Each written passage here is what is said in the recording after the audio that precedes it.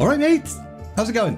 Here's the supercut of the entire Arthas Rise of the Lich King series, for you to watch all in one, without all the separate intros and outros and stuff. Christie Golden wrote an absolutely fantastic book, and then I ruined it with stupid jokes. So let's get... Hold her head, that's it lad. Little 9-year-old Arthas boy, only son to King Terenus Menethil II, and future King of Lordaeron, was currently trying to help a horse, because it was giving birth and stuff. Whoa, Brightmane, easy girl, it'll be alright. Joram Balnir, who was also tending to this pregnant horse, grunted in amusement. Doubt you'd be saying that if it was you trying to squeeze out this bastard lad. His son Jarim and Arthas both giggled uncontrollably at that. One more push, girl, you can do it. Now Arthas wasn't supposed to be here, but when he had no lessons, he'd often sneak off to the Balnir farmstead to admire the horses and play with his friend Jarim. Both of the boys knew that a horse breeder's son was technically not a proper companion for a prince, but they didn't give a shit. And today, whilst the two of them had been building forts, throwing snowballs and playing guards and bandits, Joram had called them over to watch the miracle of birth. And Arthas now knew that the miracle of birth was actually gross. Why was there so much goo? But that thought was interrupted as Brightmane grunted and heaved again, and a baby entered the world. Brightmane's head then thumped down into Arthas's lap, and he stroked her rough mane whilst Joram and Jarim cleaned off the newborn foal. And Arthas couldn't help but grin. The little baby's eyes made contact with his, and Arthas was all like, "Aw, maybe the miracle of birth was kind of miraculous after all." As Brightmane struggled to her feet, sniffed her new child and then bathed it with her tongue, Joram looked at the prince. "Hey lad, you're a bit worse for wear." Arthas looked down at himself and his heart sank. He was covered in straw, spittle and poop. Maybe I should jump in a snowbank on my way back to the palace. Don't worry Joram, I'm 9 years old now. I'm basically a grown man. I can do what I want. But the sound of chickens mixed in with a loud booming voice made Arthas's heart sink again. So he quickly tried to brush off some of the poop and then strolled out of the barn sheepishly. "Sir Uther, these people have been kind to me. I pray you leave their chickens alone." But then Arthas noticed something unsettling about the night. "You're wearing armour. What's happened?" "I'll explain on the way." Uther then reached down, grabbed Arthas by the arm and swung him up onto his horse as if he weighed nothing at all. And off they went. Arthas was desperately trying to hide his fear from Uther, so he put on his big strong brave boy voice. "Tell me what's going on." "A rider from South Shore has brought ill news. A few days ago, hundreds of boats filled with refugees from Stormwind arrived on our shores. Stormwind has fallen." "What? Stormwind? How?" "We'll find out shortly. The survivors, including Prince Varian, are being led by Lord Anduin Lothar. He, Prince Varian and others will be coming to the capital in a few days. Lothar has warned us he brings alarming news, which is pretty obvious considering Stormwind's been destroyed, but whatevs. I was asked to find you and bring you back. It's not safe for you to be playing with the common folk at this time." Arthas was stunned. Stormwind? He'd never been there, but he'd heard tales of the place. It had been built with sturdiness in mind. What could possibly be strong enough to take such a city? How many people come with them? Unknown. Not a small number, that much is certain. The messenger said it was everyone who'd survived. Survived what? And he said Prince Varian was coming. What of King Lane? Prince Varian will soon become King Varian. His father's dead. That thought hit Arthas pretty hard, mainly because his own family were such a close-knit bunch. His sister, Calia, his mother, Leanne, and of course his father, Terenus. To have lost your city, your way of life and your father, all at once. Poor Varian. Aye, he's probably having a bit of a shit time at the moment. A few days later, Arthas was standing on the city's ramparts, keeping a guard named Falric company and handing him a mug of tea. Once again, a slightly weird thing for a prince to do, but Arthas knew that no one was ever punished for talking to him. Falric smiled gratefully and bowed, and then started drinking his tea, and Arthas looked out over the castle walls. He could see the rolling hills of Tirisfal, and the road that led through Silverpine Forest to South Shore. The road that Anduin Lothar, the Mage Khadgar and Prince Varian would be travelling. Any sign of them? Nay, your highness. Could be today, could be tomorrow, day after. If you're hoping to catch a glimpse of them, you might be waiting a while. Better than lessons. Well, sire, you'd know that better than I would. As the guard finished his tea, Arthas looked back down the road for the millionth time. This had been exciting at first, but now it was just boring. Maybe he could sneak off and find out how Brightmane's foal was. Falric was right. Lothar and Varian were probably still days away, and nope, there they are. They're coming! Sharp eyes, Prince Arthas. Marwyn, go tell the king that Lothar and Varian will be here within the hour. Okie dokie. I'll do it. I'll go. Marwyn then watched as the boy rushed off and looked back to his superior officer. I guess he'll do it then. Arthas rushed down the steps, almost slipping on the ice. He then raced through the courtyard and skid to a halt as he approached the throne room. This was so bloody exciting that the prince then remembered to compose himself. His father was meeting with the populace today to listen to their concerns. So Arthas couldn't just burst in there and be like, "Daddy! Daddy!" So he took a deep breath and then entered. And there was his daddy, King Terenas II, probably wishing he had a better in-game model and wasn't so damn ugly. And for a moment, Arthas couldn't help but just stare at him.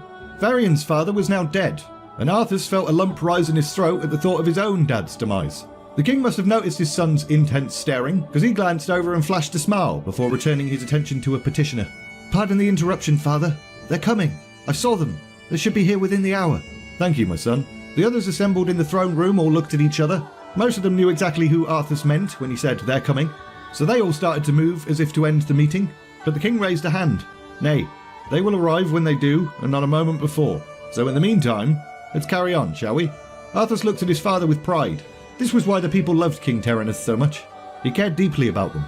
"Should I ride out to meet them, father?" "No. I think it's best if you don't attend this meeting at all." "You what, mate? I'm 9 years old." This was an outrage. Something terrible had happened to an important ally, and a boy not much older than Arthas had been rendered fatherless. Why was he not being allowed to attend? But the young prince bit his tongue. It wasn't wise to argue with his father in front of all these people, even if he was being a bit of a dick. So he took a deep breath, bowed, and left. Didn't matter anyway, because he had a plan. About an hour later, Arthas had hidden himself in one of the many balconies that overlooked the throne room. He was still small enough that he could hide under the seats and avoid detection. Now all he had to do was wait for this meeting to start. "Your Majesty, I'm Anduin Lothar, a knight of Stormwind." Finally, the one-time champion of Stormwind, Lord Lothar, had arrived. Arthas peered out and saw that Lothar was every inch the warrior his reputation suggested, and next to him was an old man in violet robes, and a boy who could only be Prince Varian Rin. The boy looked exhausted, alone, and frightened. Arthas then watched and listened closely as the gathered men discussed creatures called orcs that had somehow infested Azeroth. Green, huge, tusks for teeth, and a lust for blood. They'd formed a horde that seemed unstoppable, enough to cover the land from shore to shore. It was these beasts that attacked Stormwind. Nah, sounds like bollocks. You calling me a liar, are you? King Terenas quickly diffused the situation as tempers flared. "I will summon the neighbouring kings. These events concern us all. Your Majesty, I offer you my home and my protection for as long as you may need it." Although hearing about the orcs had made Arthas absolutely bloody terrified, his father's invitation to Varian cheered him up a bit. Varian would be staying here in the palace. It would be nice to have another noble boy to play with. I mean, he got on well enough with his sister, but she was 2 years older than him, and she was a girl, with cooties. And although he was fond of Jarim, their opportunities to play together were limited at the moment. Varian, however, was a prince of the blood, just like him, and together they could spar, and go riding, and explore, and all sorts of shit. But then his father's voice cut in on Arthas's thoughts, and the prince's mood grew somber again. "You're telling us to prepare for war?" "Yes, a war for the very survival of our race." "Well, that ain't good." A short time later, Prince Varian was shown into the guest quarters.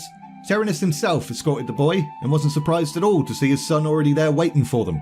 "Arthas, this is Prince Varian Rin, future King of Stormwind." "Your Highness, I bid you welcome to Lordaeron. I only wish the circumstances were happier. As I told King Terenas, I am grateful for your support and friendship during these difficult times." Varian's voice was strained and weary, and although his face had been scrubbed, he still looked kind of dirty, like he'd been wearing the same clothes for weeks.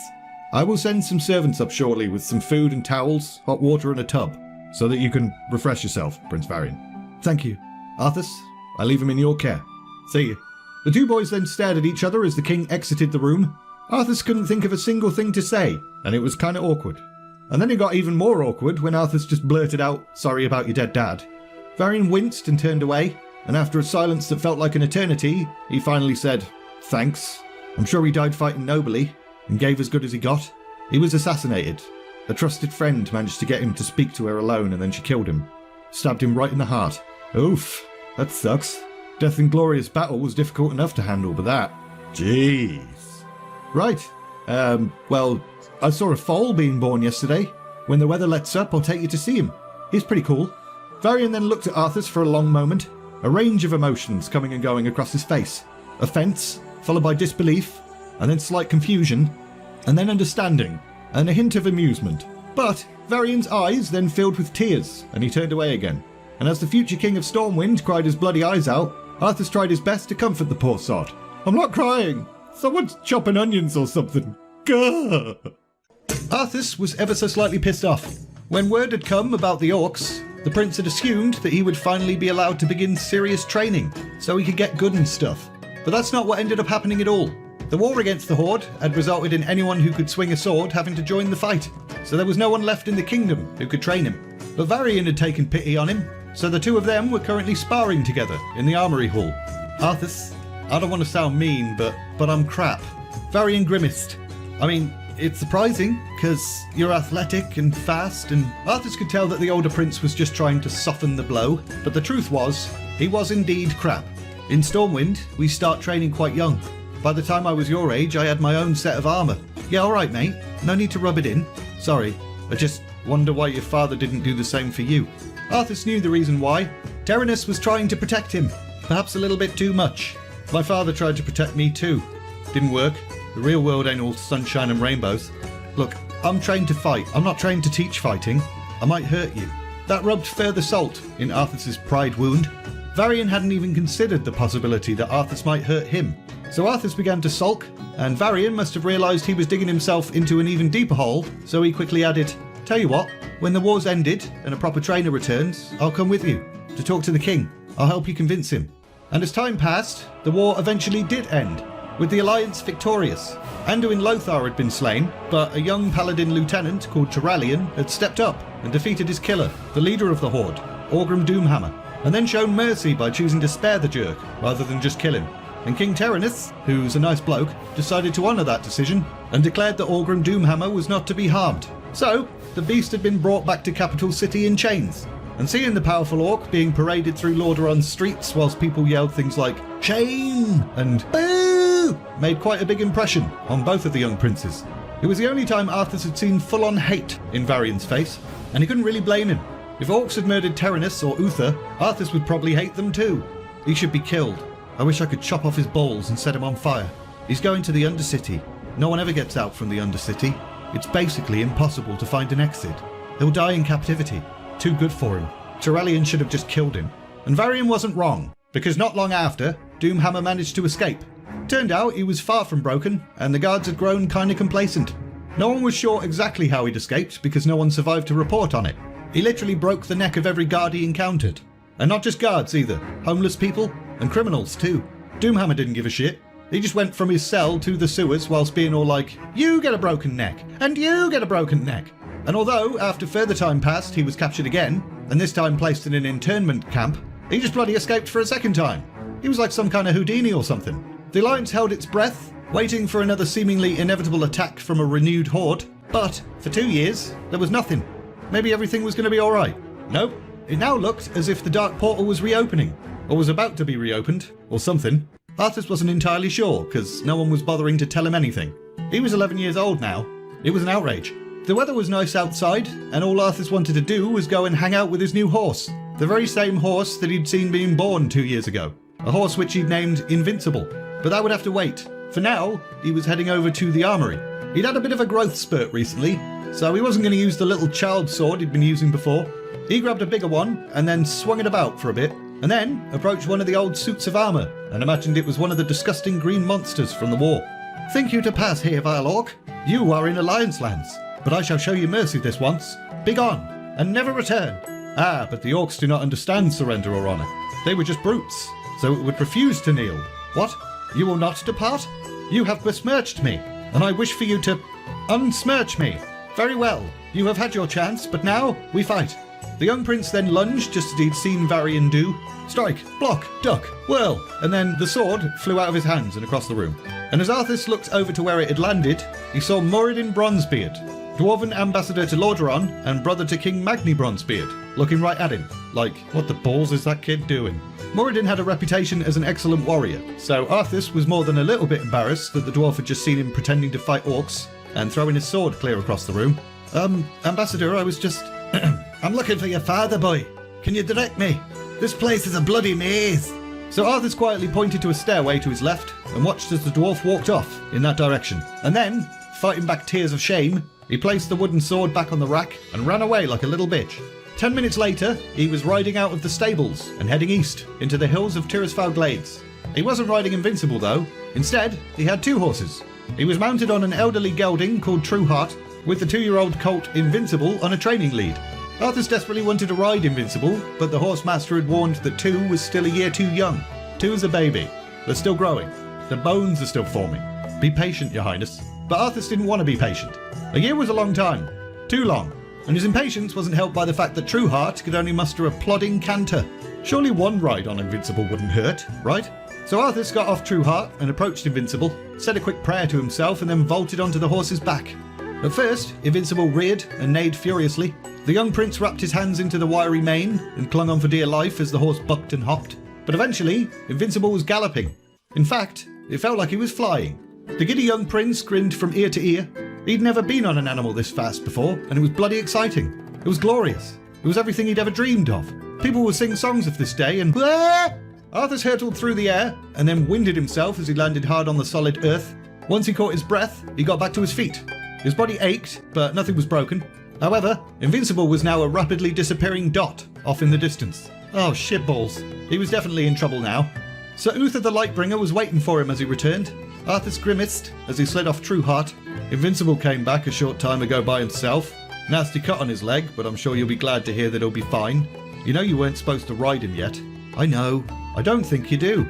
If you put too much pressure on him at this age, he'll be crippled. Yeah, I get it.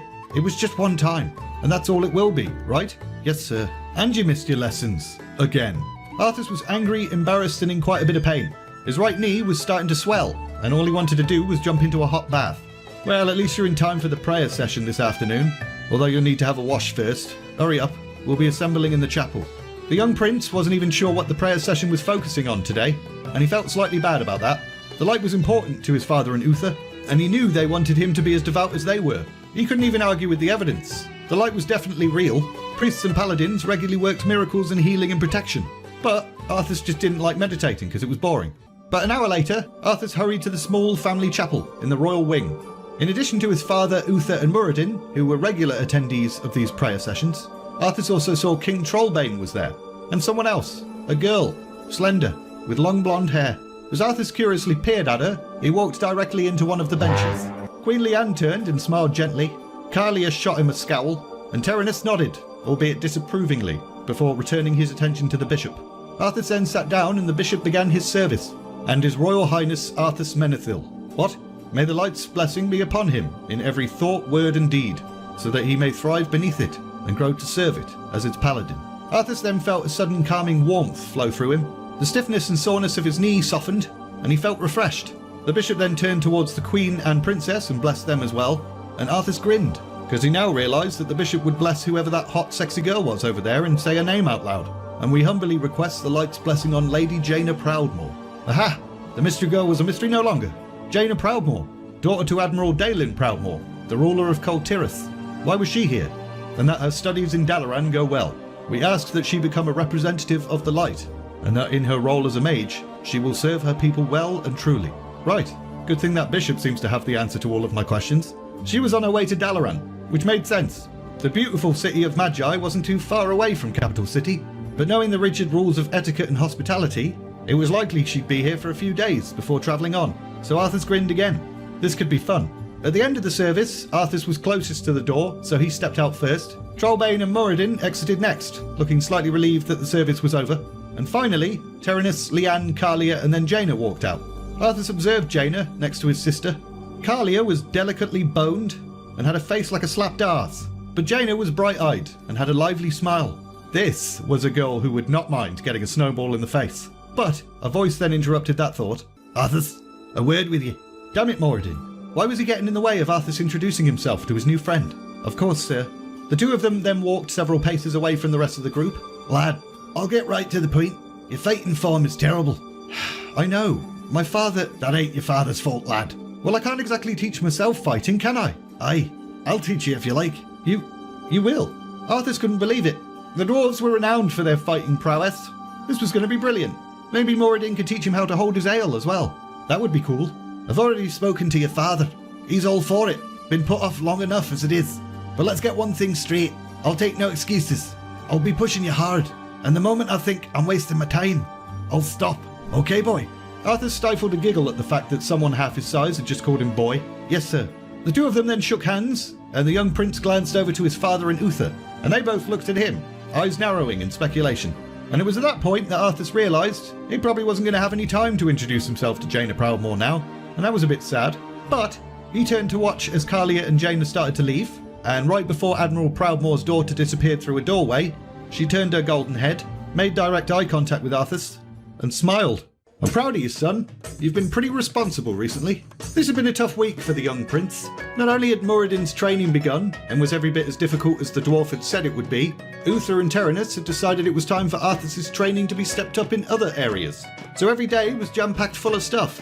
Arthas would get up before dawn, have some breakfast, meet up with Muradin and go riding, which would always end in a hike for some reason, then head back home, have a quick bath, attend lessons in history, maths and calligraphy, then a quick lunch break, followed by an afternoon in the chapel, praying, meditating and discussing the nature of paladins. And finally, after dinner, Arthas had just about enough time to stumble to his chambers and pass out, absolutely bloody exhausted. As a result, he'd only seen Jaina a few times during the week she'd been staying at the Kingdom of Lordaeron, and it was towards the end of that week that Arthas decided, enough of this shit.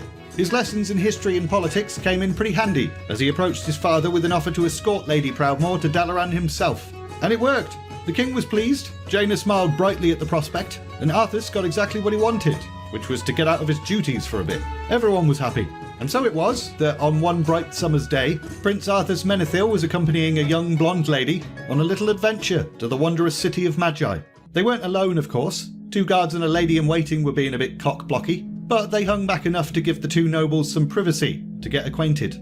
The party rode for a while before stopping for a picnic lunch, and whilst Arthas and Jaina were munching away on sandwiches, a guard approached. Sir, with your permission, we'll make preparations to spend the night in Ambermill. Tomorrow we can push on the rest of the way and probably arrive in Dalaran before nightfall. But Arthas shook his head. Nah, let's carry on. We'll camp overnight in the Hillsbrad area. That way, Lady Jaina can arrive at Dalaran by mid-morning. Arthas turned and shot Jaina a cheesy smile, and she smiled back, although the prince did catch a hint of disappointment in her eyes. Are you sure, sir? It would probably be better to accept the hospitality of the locals rather than subject the lady to sleeping in a field. It's fine, Caven. I'm quite capable of camping. A few hours later, they had arrived in the Hillsbrad area, and whilst the servants set up camp, Arthas and Jaina went for a little explore. They head up a hill to get a better view of their surroundings. To the west, they could see Ambermill and the distant spires of Baron Silverlane's keep. To the east, they could almost make out Dalaran itself, but more clearly, the Orcish internment camp to its south.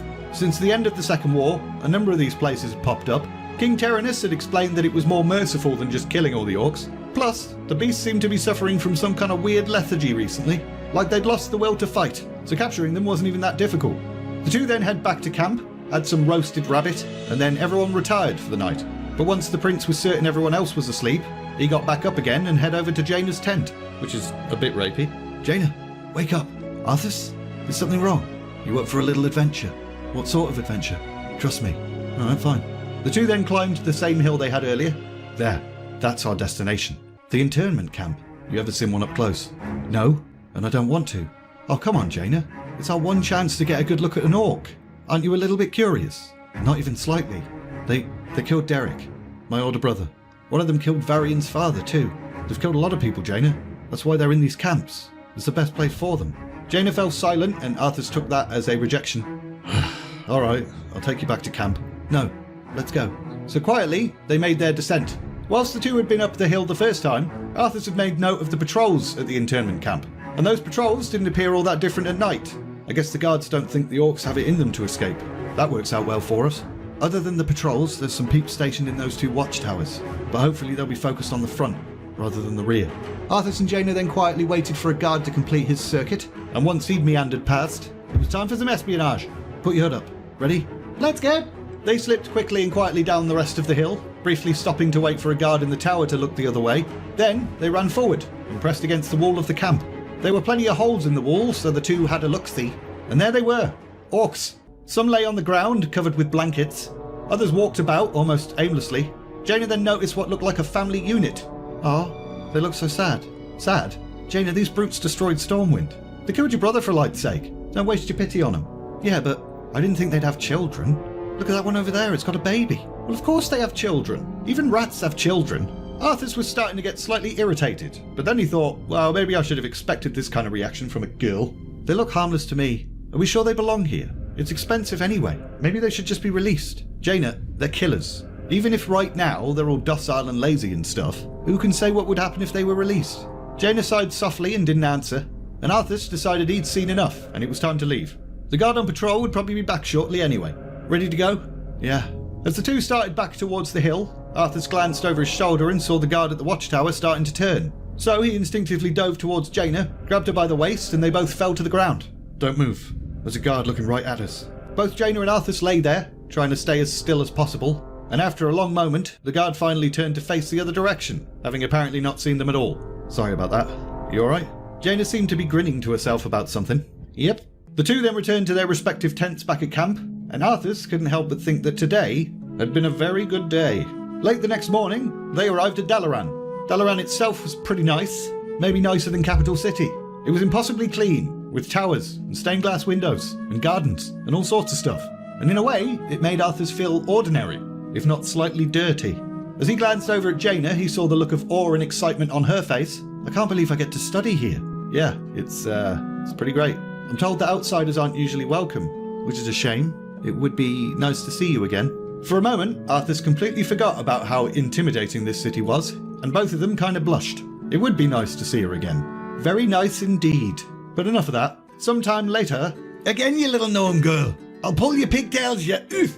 Mid-taunt, a shield caught Moradin right in his face, causing him to actually stumble back a step or two. But before Arthas could celebrate the fact that he'd actually managed to hit his mentor, he found himself sailing through the air. As he landed hard on his back, he saw Moradin's beard appear above him, so he quickly parried with his sword and then kicked the dwarf in the belly. And this time, it was Moradin who went sailing through the air. The prince then charged his teacher, hitting him again and again until finally, the dwarf uttered the words that Arthas never thought he'd hear. I yield! And the prince kind of fell on his ass out of sheer shock. Well done, lad. So you have been paying attention. Arthas, who was relieved and pleased with the praise, grinned like an idiot to himself. He was 14 now, and had been training with Moradin several times a week for like 3 years or something. And although it had gone badly at first, which pretty much everyone expected, Arthas had stubbornly refused to give up. And for that stubborn refusal, he was rewarded twofold. Not only had he won the respect of Moradin Bronzebeard, but the dwarf had taught him things that the prince was pretty certain he'd never get from any sort of paladin training. For example, the trick of kicking someone in the belly, or stabbing them with a broken beer bottle. Thanks, Moradin. No probs, lad. Now off with you. You deserve some rest. The prince whistled as he strode towards his quarter. Moradin was a nice bloke. He'd grown quite fond of the little bugger. But a sudden outburst stopped Arthas in his tracks. No, father, I won't. Calia, I grow tired of this conversation. You have no say in this matter. Papa, please. Arthas edged a little closer to Calia's room and listened. And as his sister started to sob, the prince just couldn't bloody take it any longer, so he burst in. What the hell's going on? Tyrannus, who had recently been acting rather strangely and now looked furious, responded. It's none of your business, Arthas. I've told Calia something I wish her to do, and she will obey me. Calia then collapsed on the bed, sobbing even louder, and the king muttered something to himself before storming out. Father? Don't question me, boy. Calia's duty is to obey her father. As Tyrannus brushed past Arthas and exited the room, the prince noted Lord Davil Prester and a pair of young Dalaran wizards waiting outside. He didn't recognise the mages, but the young lord had been hanging about the kingdom a lot recently. The king held him in high regard, but he was a bit of a weirdo. Arthas then returned his focus to his sister and sat beside her on the bed, feeling a bit awkward. I'm sorry you had to see that, Arthas. What does father want? He wishes me to marry against my will. But you're only 16. That's what I said. But father doesn't care. I'm to marry Lord Prester on my birthday. Well, that seemed to explain why the lord had been hanging about so much. Oof. On the bright side, at least he's not some old man. Or an evil dragon pretending to be a human or something. You don't get it, Arthas. I don't care how well connected or handsome he is. It's that I don't have a choice. So you don't love Prester then? Love him? I don't even know him. I'm sorry, Callie. Is there someone else? Maybe you could convince father there's a better match. One that makes you happy. It's no use. You heard him. He didn't ask. He ordered. Arthas, when you're king, promise me you won't treat your children like this. Children? Pfft. Calm me down a bit, Calia. And when you marry, make sure she cares for you. Or at least had a choice in who she has to share a bed with for the rest of her life. Calia then started to weep again, but Arthas was no longer focused on trying to comfort her. He was now a little bit scared that he himself was only 4 short years away from probably having to get married. Who the bloody hell would he marry? Well, there was one person he could think of, but what if she said no? Maybe you're the lucky one, sis. It might be worse to have the freedom to choose and know that you can't have what you want or something. I would trade that in a heartbeat for being a piece of meat. Well, we each have our duties, I guess. You to marry whomever father wants, and me to marry for the kingdom. Arthas, where are you going? Arthas didn't answer. He basically ran off, like a jerk. He'd obviously lost all sympathy for his sister and was now more concerned about himself. And since his thoughts were now all kerfuffled and stuff, he headed over to the stables, quickly saddled Invincible, and off they galloped. He was never happier than when he and Invincible could ride together, so this was a surefire way to clear his thoughts and calm down a bit. As you can see, Your Highness, the taxes have been put to good use.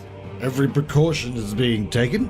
In fact, security is so tight, we've been able to stage arena fights here. So I've heard. Lieutenant General Aedalus Blackmoore was currently taking 17-year-old Arthas on a little tour around the grounds of Durnhold. The keep wasn't so much an internment camp itself, more like the nerve centre of all the internment camps. It was bloody huge.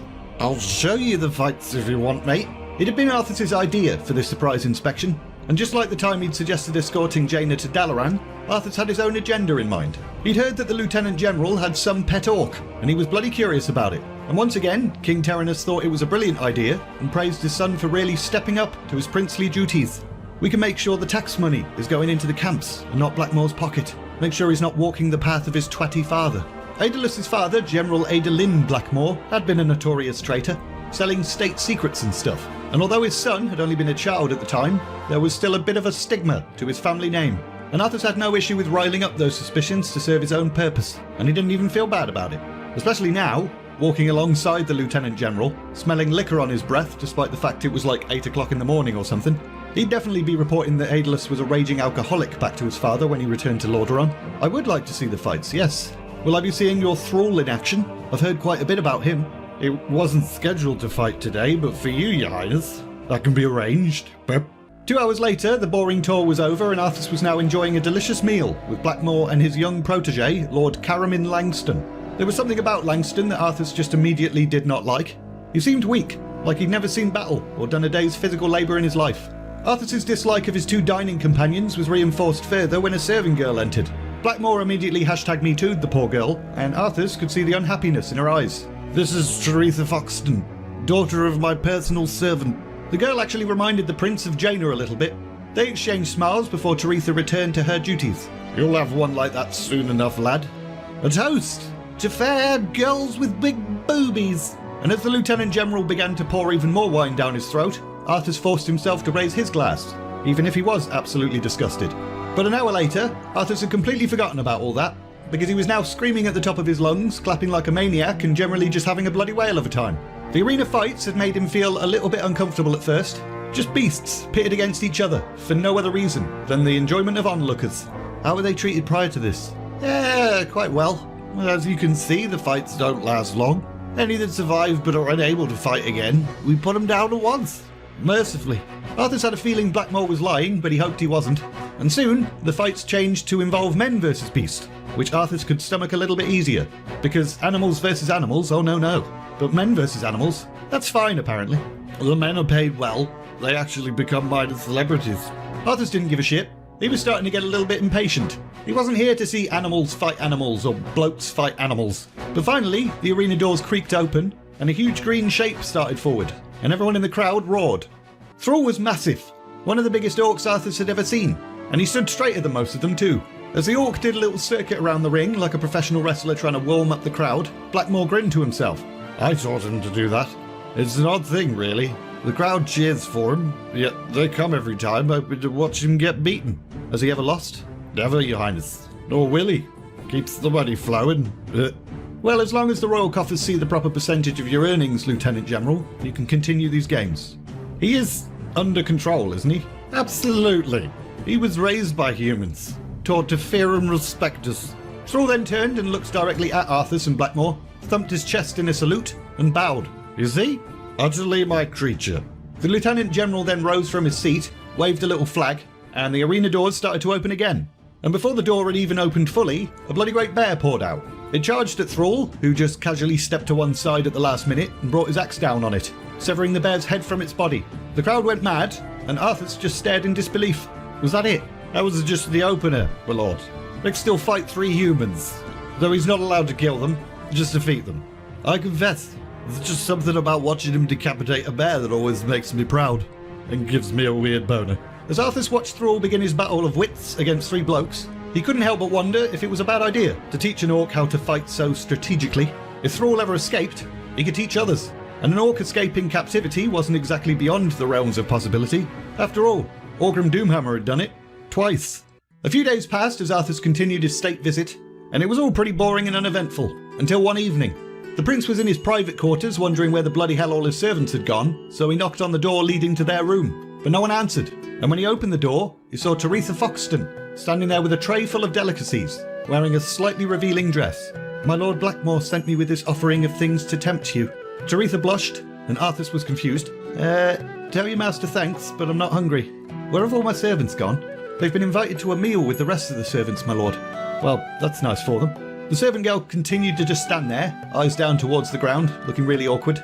"Is there anything else?" "My Lord Blackmoor sent me with this offering of things to tempt you, things you might enjoy." Arthas then realised what the balls was going on, and his understanding was followed by embarrassment, then irritation, and then just pure anger. "Taretha, I'll take the food. I don't need anything else." "Your Highness, I'm afraid he will insist." "Tell him I said it's fine. You don't understand. If I come back, he..." Arthas then approached Taretha and glanced down at her hands holding the tray. She was covered in bruises. "I see. Come inside then. Stay as long as you feel comfortable, then go back. In the meantime, I can't possibly eat all of this myself." And so, Arthas and the servant girl spent the next few hours stuffing their faces, drinking wine and exchanging polite words, until Taretha finally decided it was safe to leave. But before she did, "Your Highness, it pleases me so much to know that the man who will be our next king has a kind heart. The lady you choose to make your queen will be a very lucky woman." And then she was gone. And once again, Arthas was forced to think upon his future and the idea of marriage. It reminded him of the conversation he'd had with Calia before he ran away like a jerk. Fortunately for his sister, their father had begun to have suspicions about Presta shortly after that whole debacle. "You know what, Uther? I'm starting to think that Lord Presta guy's an evil dragon pretending to be a human or something." Nothing he could prove with certainty, but enough to make him have second thoughts about forcing Calia to marry the guy. And Arthas was now only a year away from having to potentially marry someone himself.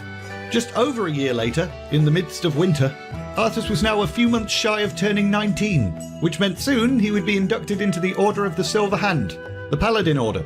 And he was more than ready. His training with Muradin had finished, and he'd started sparring with Uther now, and it was different. Now usually, Arthas would be in a prayer session at this time of the day, but his father had gone on a diplomatic visit to Stromgarde, with Uther and the priests going with him.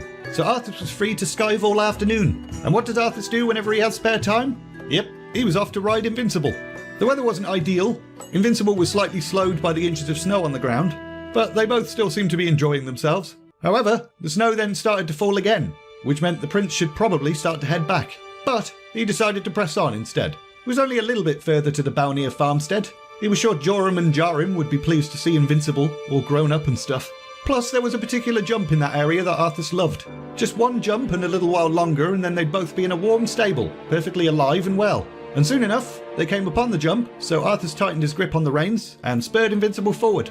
And then everything went to shit. Right at the last minute, Invincible's rear hooves slipped on some ice, and the two of them went flailing through the air towards rock and jagged stone. And then boosh. Arthas regained consciousness a short time later to the sound of a beast in agony.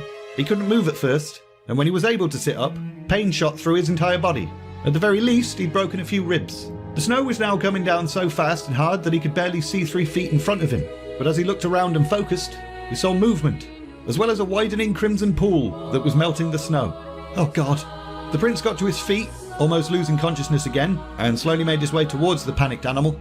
Invincible's forelegs were absolutely shattered, the sight of which caused Arthas to almost throw up, and then start weeping uncontrollably as he realised the severity of the situation.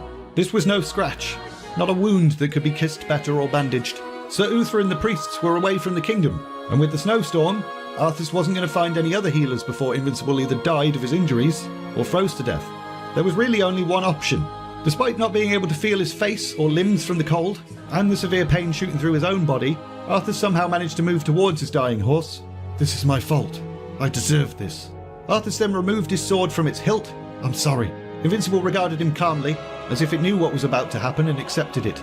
And that caused tears to cloud the prince's vision, but he blinked them back, lifted his sword, and brought it straight down, piercing Invincible's heart with a single blow, and then he collapsed. Sometime later, after the snow had tapered off, Joram and Jarim found the prince curled up tightly against Invincible's corpse. "Oh dear. Sorry, lad. That storm came on quick. You're lucky you're alive.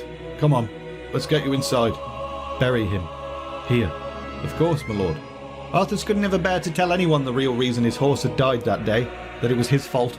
But he did make a vow to himself there and then. Should anyone else ever need protection, or if sacrifices had to be made for the welfare of others, he would do it, whatever it takes. The day had come. A day that His Royal Highness Prince Arthas Menethil had been looking forward to his entire life, basically. And yet he was still a little bit reluctant. Firstly, he wasn't in the best of moods. The sun was beaming down on him, in full plate armour, so he was sweating his balls off. But also, riding this new horse through the streets of a rebuilt Stormwind only served to remind Arthas of what had happened to Invincible a few months earlier. God, he missed that horse. This has been a day long in coming, my son. Yep, it sure has. This was one of the biggest celebrations the city of Stormwind had ever seen. In addition to Terenas, many other kings, nobility and famous peeps were in attendance, and they were all riding through the streets like a parade towards the Cathedral of Light. Arthas' childhood friend, Varian was there too, now King of Stormwind, and he'd got himself married and had a kid. But Arthas and Varian had still managed to find the time to spend the previous night drinking mead and talking through to the early hours. Hey, we should go to Goldshire Inn. It's filth. It's crazy. It was one of the best nights Arthas had ever had, but also meant he was now nursing a bit of a hangover. But the main reason Arthas was feeling reluctant to take part in the approaching ceremony was because he didn't really believe that he deserved the honour that was about to be bestowed upon him. And he'd mentioned his concerns to Uther, and was a little bit shocked by the older paladin's response. Lad, no one feels ready. No one feels like they deserve it. And you know why? Because no one does. We're humans. And all humans, and elves, and dwarves, and all other races are flawed. But the light loves us anyway.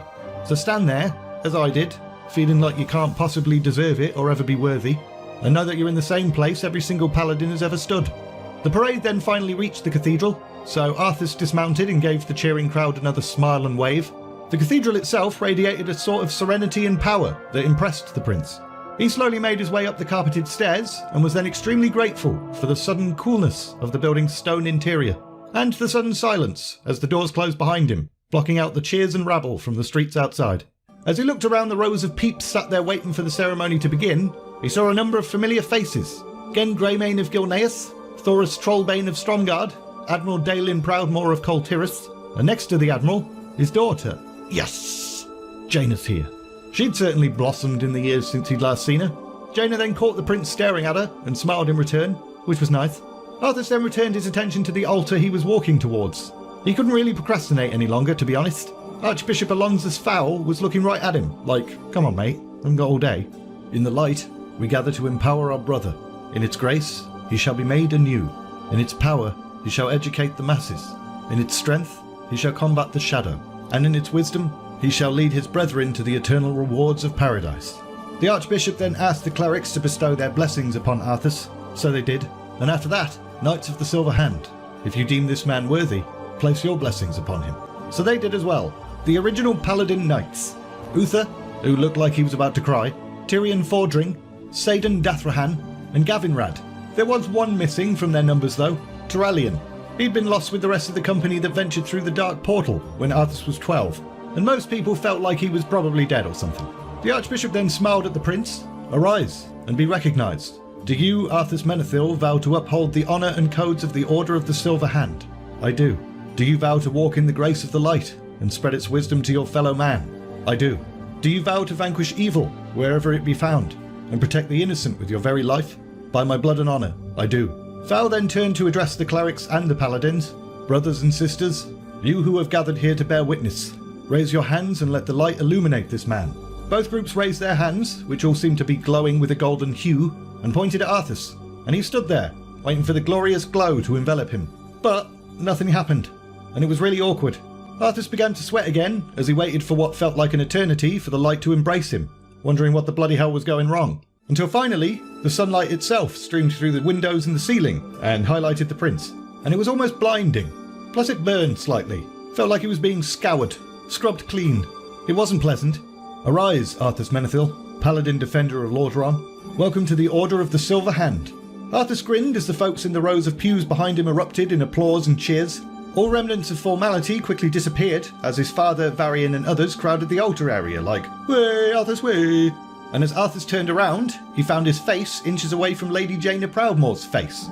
And the prince wasn't going to let this moment go to waste, so he reached out, pulled her towards him, and gave her a giant hug. She seemed startled at first, but then returned to the hug, which was nice. Maybe he should kiss her. Should he kiss her? He wanted to kiss her. But what if he was misreading the situation? What if she rejected him? What a predicament! Arthas became so distracted by that little debate with himself, he didn't even notice Jaina walk off and be replaced by his sister Calia. Why are you looking at me like you're going to kiss me? Anyway, just wanted to say we're all proud of you, you dork. You're going to make a wonderful paladin. I'm sure of it. And then King Terenas piped up. Well done, my son. I'm a proud father today. Today?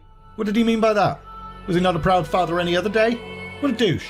Arthas suddenly felt quite angry, and he wasn't entirely certain why. Perhaps it was a combination of things.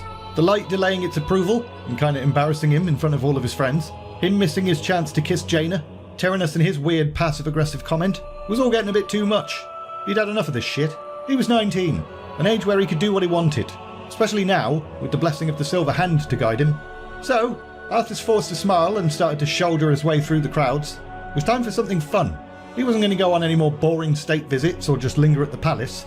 And he knew exactly what he wanted that something to be. Jaina Proudmoore was currently hanging about in the Dalaran gardens, having a whale of a time. She'd been studying in Dalaran for about 8 years now, and yet the city still blew her mind, just as much as it had when she first arrived. Everything emanated magic, and to her, it was almost like a scent. Smelled of flowers or something. Of course, that smell could have just been all the flowers. She was in a garden after all. The only reason she was in this garden at the moment was because she was taking a little bit of a lunch break before going right back to her studies. She bloody loved studying. In fact, she loved it so much, she'd impressed Archmage Antonidas, and he'd made her his apprentice about 2 years ago. In Kel'Thuzad, there are trees that make these ones look like baby trees. I think you'd enjoy seeing them one day. Jaina turned to see Prince Kel'Thas Sunstrider, son of Anasterian Sunstrider, king of the Kel'Drai Elves, and she politely smiled and gave him a bit of a curtsy. Your Highness, I wasn't aware you'd returned. A pleasure. Now Jaina, being the daughter of a ruler herself, was usually accustomed to talking with nobility and or royalty, but Kel'Thas always made her feel a little bit nervous, and she wasn't entirely sure why. He was handsome, had that sort of elvish grace, but he was always quite stiff. Perhaps that was it. Maybe it was because he walked around like he constantly had a stick up his arse. Kel'Thas then grabbed himself an apple from one of the trees. There's a certain heartiness about food native to human lands that I've come to appreciate. Sometimes elven food, although delicious, obviously, still leaves one hungry for something more substantial. Jaina smiled. Elves could be a bit arrogant sometimes, but the prince was obviously just trying quite hard to put her at ease. Shame it wasn't really working. So, you're back for a while? Yes. My business in Silvermoon is concluded for the moment, so I shouldn't need to depart again anytime soon. Kel'Thas then took another bite of his apple, whilst maintaining weirdly intense eye contact with Jaina, waiting for her reaction, it would seem. Well, we're all pleased at your return, Your Highness. Now, Jaina. I've told you before. Just call me Kale. Right, Kale. Like the cabbage. Gotcha. So, how's your studies going? Very well. Watch. Jaina then pointed at a squirrel that was perched above on a branch and murmured a spell to herself. And the squirrel turned into a sheep, and then started falling to its death. So, the young mage quickly extended her hand and the squirrel sheep stopped, mid-air, and then gently floated down to safety. It then looked at her, bleated, blinked a couple of times, and then poof, it was a squirrel again. And after shooting her a look that basically said, "F*** you bitch!" it quickly darted back up into the tree. Okay then, well done. No more setting books on fire, I hope. Jaina then blushed as she remembered that incident. It was shortly after she'd first arrived in Dalaran.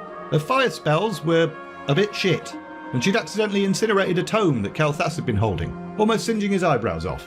As a result, she'd been instructed not to practice fire spells again, unless she was near a fountain or something.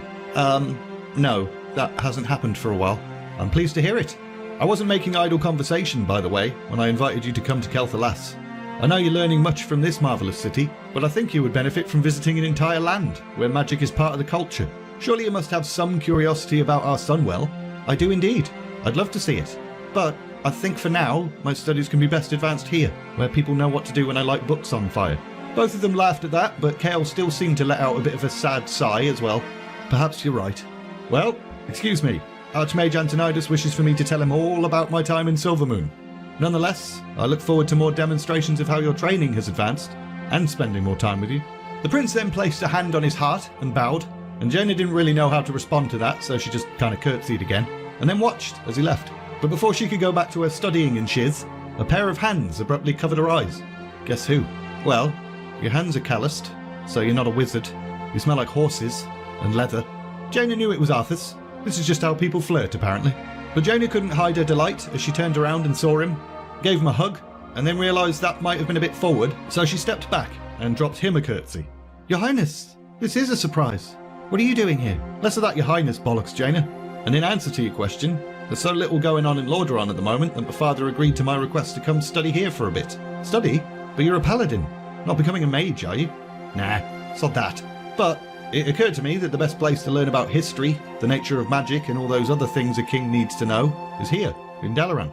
I'm impressed, Arthas. The boy who sneaked me out in the middle of the night to go spying on orcs wasn't quite so interested in history and knowledge. Arthas chuckled at that. Honestly, I still don't really give a shit. Wait, what?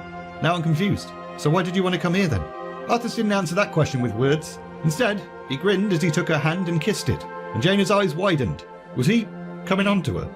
But before she could ask, Arthas winked at her and bowed. I'll see you tonight at dinner, Babs. And see him tonight at dinner she did. The dinner itself was quite formal. The return of Prince Kel'Thuzad and the arrival of Prince Arthas on the same day had sent the servants into a bit of a frenzy. They'd put out the decent knives and forks.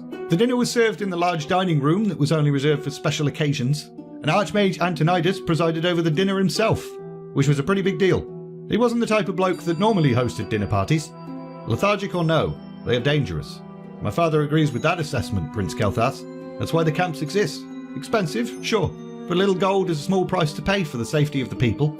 You humans could solve the problem of safety by simply executing the creatures, rather than taxing your citizens so severely just to keep them locked up. Jaina then recalled her one brief glimpse of the orcs. Have you been to the camps, Prince Kel'Thuzad? Have you actually seen what they've become? No, Lady Jaina, I haven't. Nor do I need to. And to be honest, I can't imagine you've seen them either, being a lady of such refinement. Jaina didn't dare look over at Arthas as she replied, I do not think refinement has any bearing on one's desire to see justice. In fact, I think it more likely that a refined individual would not wish to see sentient beings slaughtered like animals. Jaina returned to eating her soup, and Kel'Thuzad looked at her, quite confused.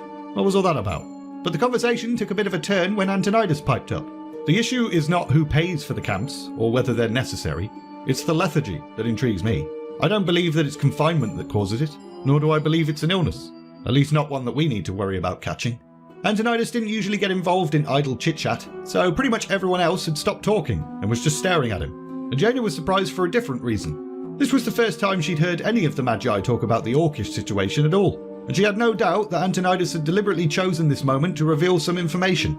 With two princes present, word would travel quickly to their respective kingdoms, and it was Arthas that was the first to take the bait. If it's not an illness, then what is it? It is my understanding that the orcs were not always so bloodthirsty. Khadgar once told me what he learned from Garona, Garona? The half-breed that murdered King Lane? With all due respect, I wouldn't trust anything that bitch said. This information came before she turned traitor, and it has been verified through other sources. They committed themselves to demonic influence. Their skin turned green, their eyes red. They were saturated with this corruption even before the first invasion. Now they've been cut off from it. It's not an illness, it's withdrawal. Kel'Thuzad waved a hand dismissively at that. Whatevs. Even if that's true, why should we care?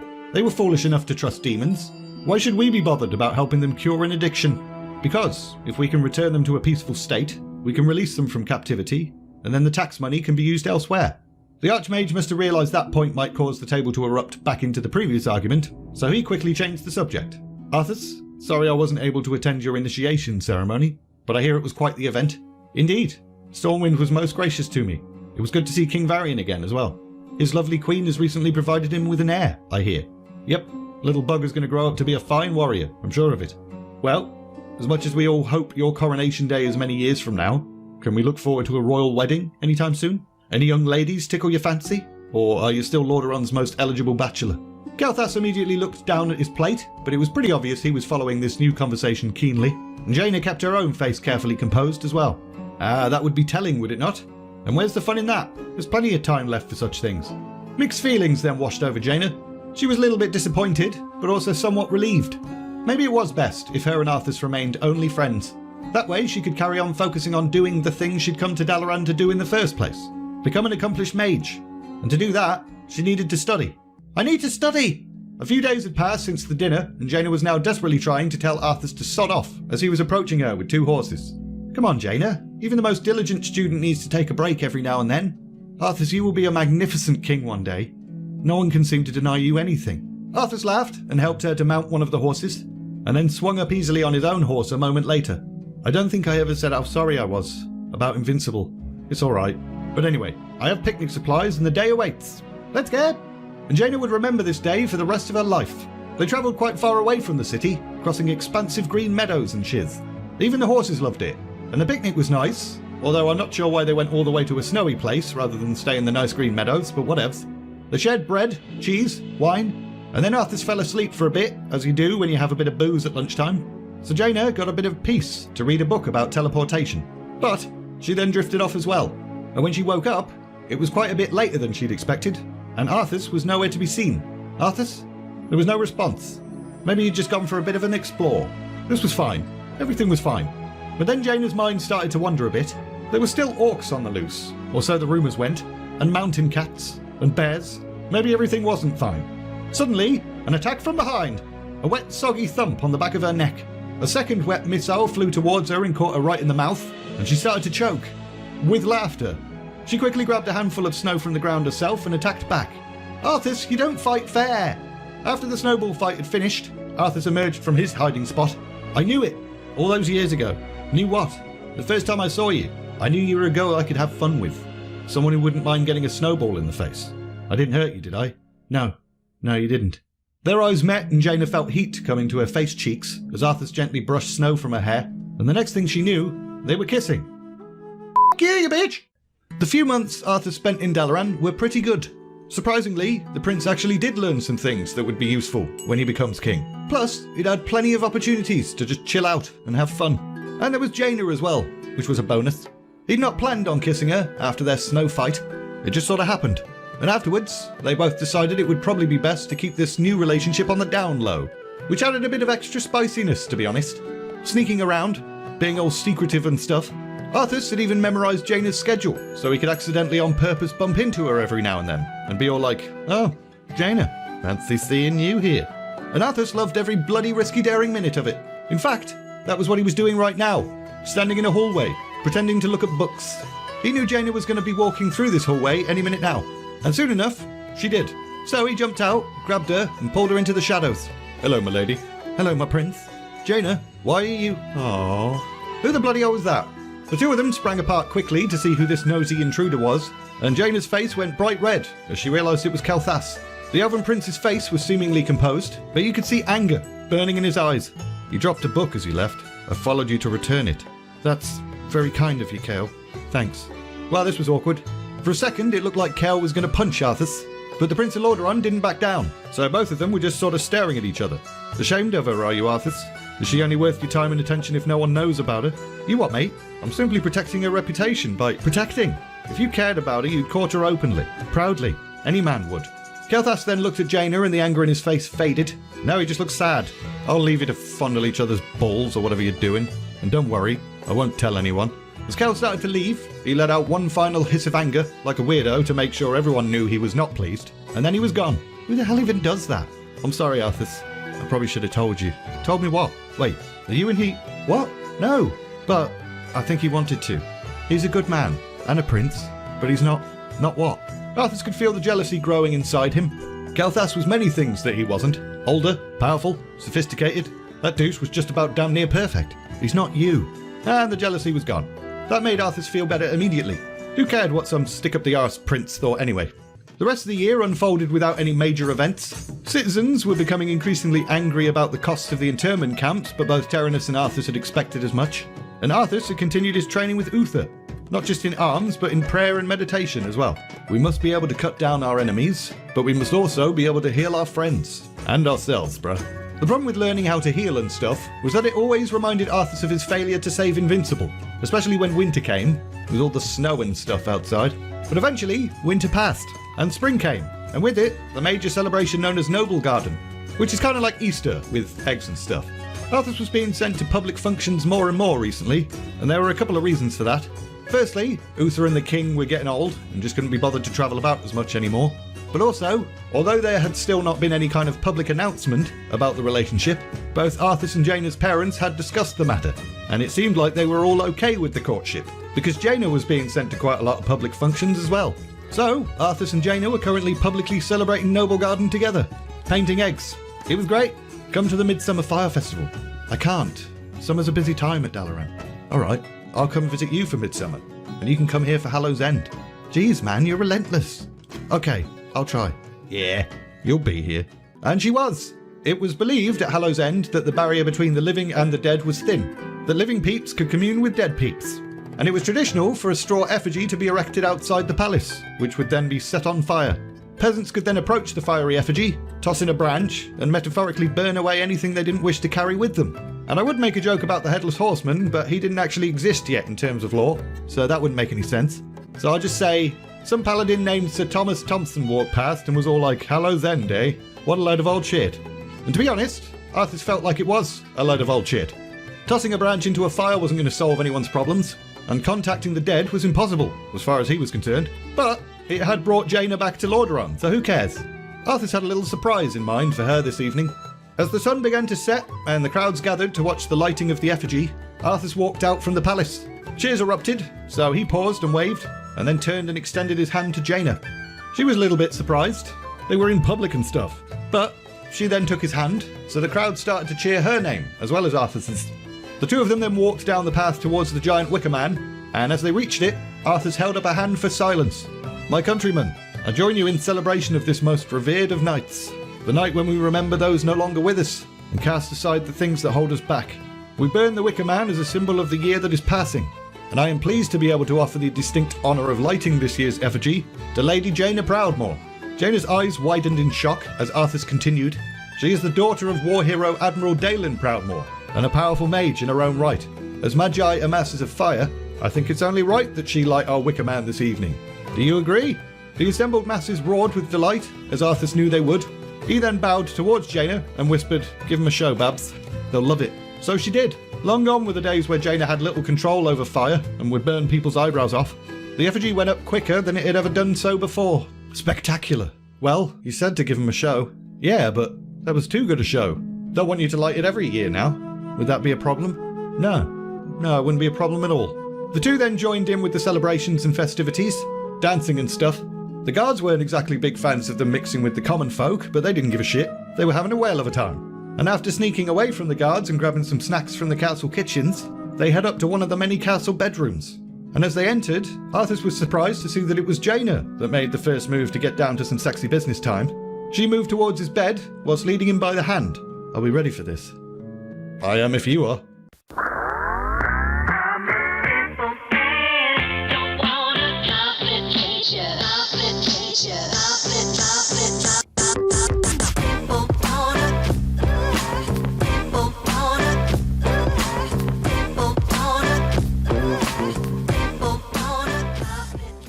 The kingdom of Lordaeron was now covered in tinsel and baubles and stuff, because it was Feast of Winter Veil time. Muradin, as an ambassador for dwarves, had brought the Christmassy tradition of his people to Lordaeron when he'd first arrived, and over the years it had become quite popular, because everybody loves presents, and people were especially excited this year. In fact, they'd been excited for months, ever since Lady Jaina Proudmoore had ignited the Hallow's End Wicker Man in such a spectacular fashion, and she'd been invited to stay at Lordaeron through the winter, even though Dalaran really wasn't that far away. Just a hop, skip and a teleport from Capital City. There was a feeling in the air that she was becoming something more than just the daughter of another alliance leader, more than just a friend to the kingdom. She was now being treated as if she was a member of the royal family herself, and Arthas had noticed it too. Mainly when his own mother invited Jaina to be fitted for a formal dress with her and Calia for the Wintervale Eve Ball. Leanne Menethil had never invited anyone outside the family to coordinate outfits for a formal event before, and Tereneth was also making it weird and serious. The king was often requesting that Jaina join him and Arthas as they sat and listened to the people's petitions. She would be on the king's left, Arthas on his right, which meant she was in a position nearly equal to the king's own son. Arthas recalled his words to Calia many years ago. "We each have our duties, I guess. You to marry whomever father wants, and me to marry well for the kingdom." Jaina would be good for the kingdom, and she'd be good for him too. So why the bloody hell did he feel so uneasy about it? 'Twas the night before Wintervale, and Arthas stood looking out of a window at Lordamere Lake. The lake had frozen over, and snow had been falling since the morning. It was kinda eerie, but also kinda magical. Beautiful, isn't it? Plenty of ammunition. What? Ammunition? For snowball fights. Arthas then turned to see Jaina in the moonlight. Even after all these years, she was still absolutely stunning to him. In the book, he was blown away because she was wearing the white gown his mother had chosen for her to wear to the ball. But, while Model Viewer isn't a dress-up simulator, so just use your imagination. Apparently, she looked very nice. You're like a white candle. All white and gold. Yes, the children will almost certainly be blonde. Arthas then froze. Jaina, are you preggers? No, not yet. but there's no reason to think we won't be able to have children. Children. There was that word again. For some reason, it still filled Arthas with a peculiar distress. His mind raced into the future. A future with Jaina as his wife, children running around the palace, himself on the throne, the weight of the crown on his head, and part of him desperately wanted that future. He loved having Jaina by his side, loved holding her in his arms, loved her laughter, but what if he ruined it? Suddenly, Arthas came to the realization that he'd not been taking this relationship entirely seriously. Up until right now, it had kind of been child's play to him. Jaina was a companion, and they'd been playing games. Bedroom games. But now it was real. What if he really was in love with her, and she with him? What if he was a bad husband? A bad king? I'm not ready. Arthas' abrupt declaration took Jaina by surprise, but she squeezed his hand in a gesture of reassurance. Well, we don't have to have little ones right away. But Arthas dropped her hand and took a step back, so now Jaina just looked really bloody confused. What's wrong? We're too young. I'm too young. I'm not ready. You aren't, but you said... The guilt then flooded Arthas. She'd asked him this, the night they first had sexy business time. I am if you are, he told her, and he thought he'd meant it. He reached out and grabbed her hands and tried to be as articulate as possible. I still have a lot to learn, so much training to complete, and father needs me. Jaina, we've always been friends. You've always understood me so well. Do you understand me now? Can't we still be friends? After a pause that felt like an eternity, Jaina finally replied in a very monotone voice. Of course, we'll always be friends.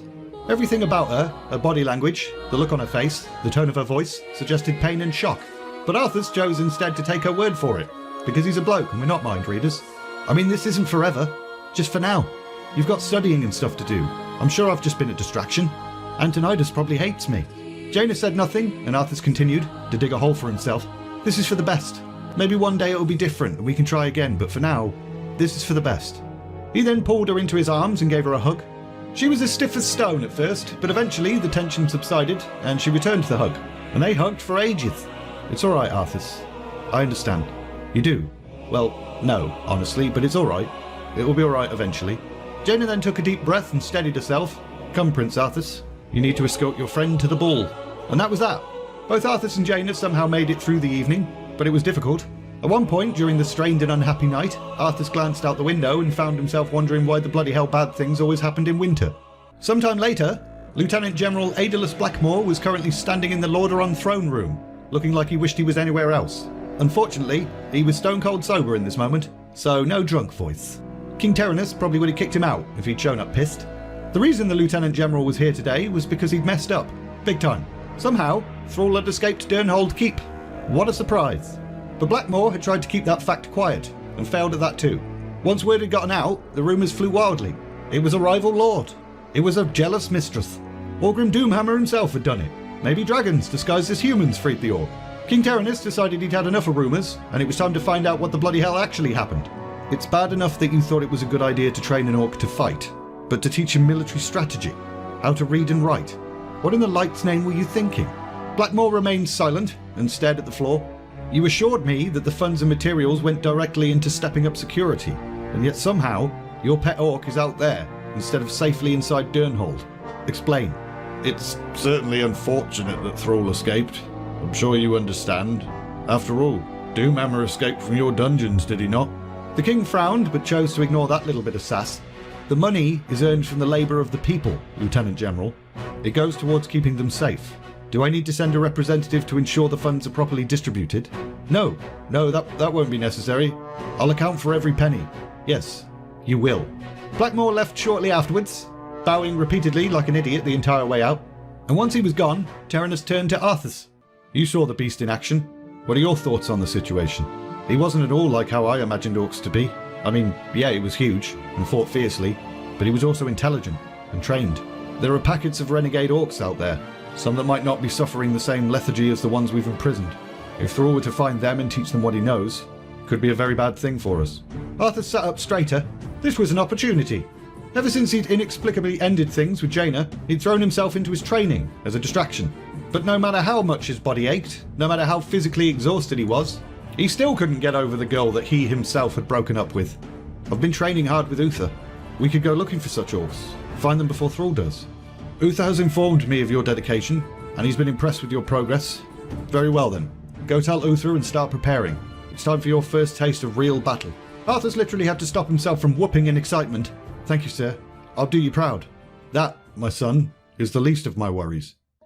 It was now about 3 years after Jaina and Arthas had ended things, and she was back at Dalaran, currently rushing through the gardens like a crazy person.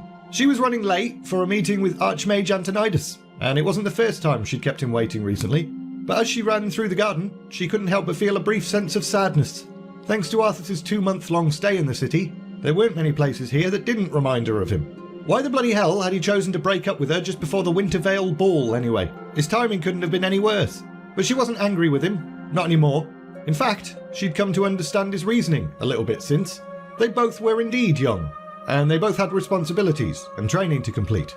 At least they'd remain friends. They'd always be friends. Some other things had happened within the past few years as well. Mainly, a wizard named Kel'Thuzad had been dabbling in necromantic magic, and when the Kirin found out, they were ever so slightly pissed off. They told him in no uncertain terms to cut the shit, and then Kel'Thuzad disappeared, and it was all very mysterious. Also, according to rumours and stuff, Thrall was now the war chief of a new horde, and they were attacking internment camps and freeing even more captive orcs. Durnhold itself had been razed to the ground by Thrall, who had called upon the ancient shamanistic magic of his people, and Lieutenant General Aedalus Blackmore had died. But no one really cared about that. The thing was, although Jaina found the idea of a new horde slightly scary, she couldn't help but feel relieved that the internment camps were being destroyed. She'd never really liked them anyway. Some voices then interrupted that thought, one of which sounded pretty angry, causing Jaina to come to an abrupt halt. As I told Terenas, your people are prisoners in their own lands. Humanity is in peril. The tides of darkness have come again, and the whole world is on the brink of war. Oh, now I know who you are. You're that rumbling prophet I've heard so much about. I'm not interested in your nonsense. Jaina knew the second voice to be Antonidas, but she didn't recognise the angry one. And she also knew that the right thing to do would be to leave and not eavesdrop on this private conversation. But sod it, she was bloody curious. So she cloaked herself with invisibility and moved closer as quietly as she could. Be wise, Archmage. The end is near. Just calm down, you babbling fool. Then I've wasted my time here.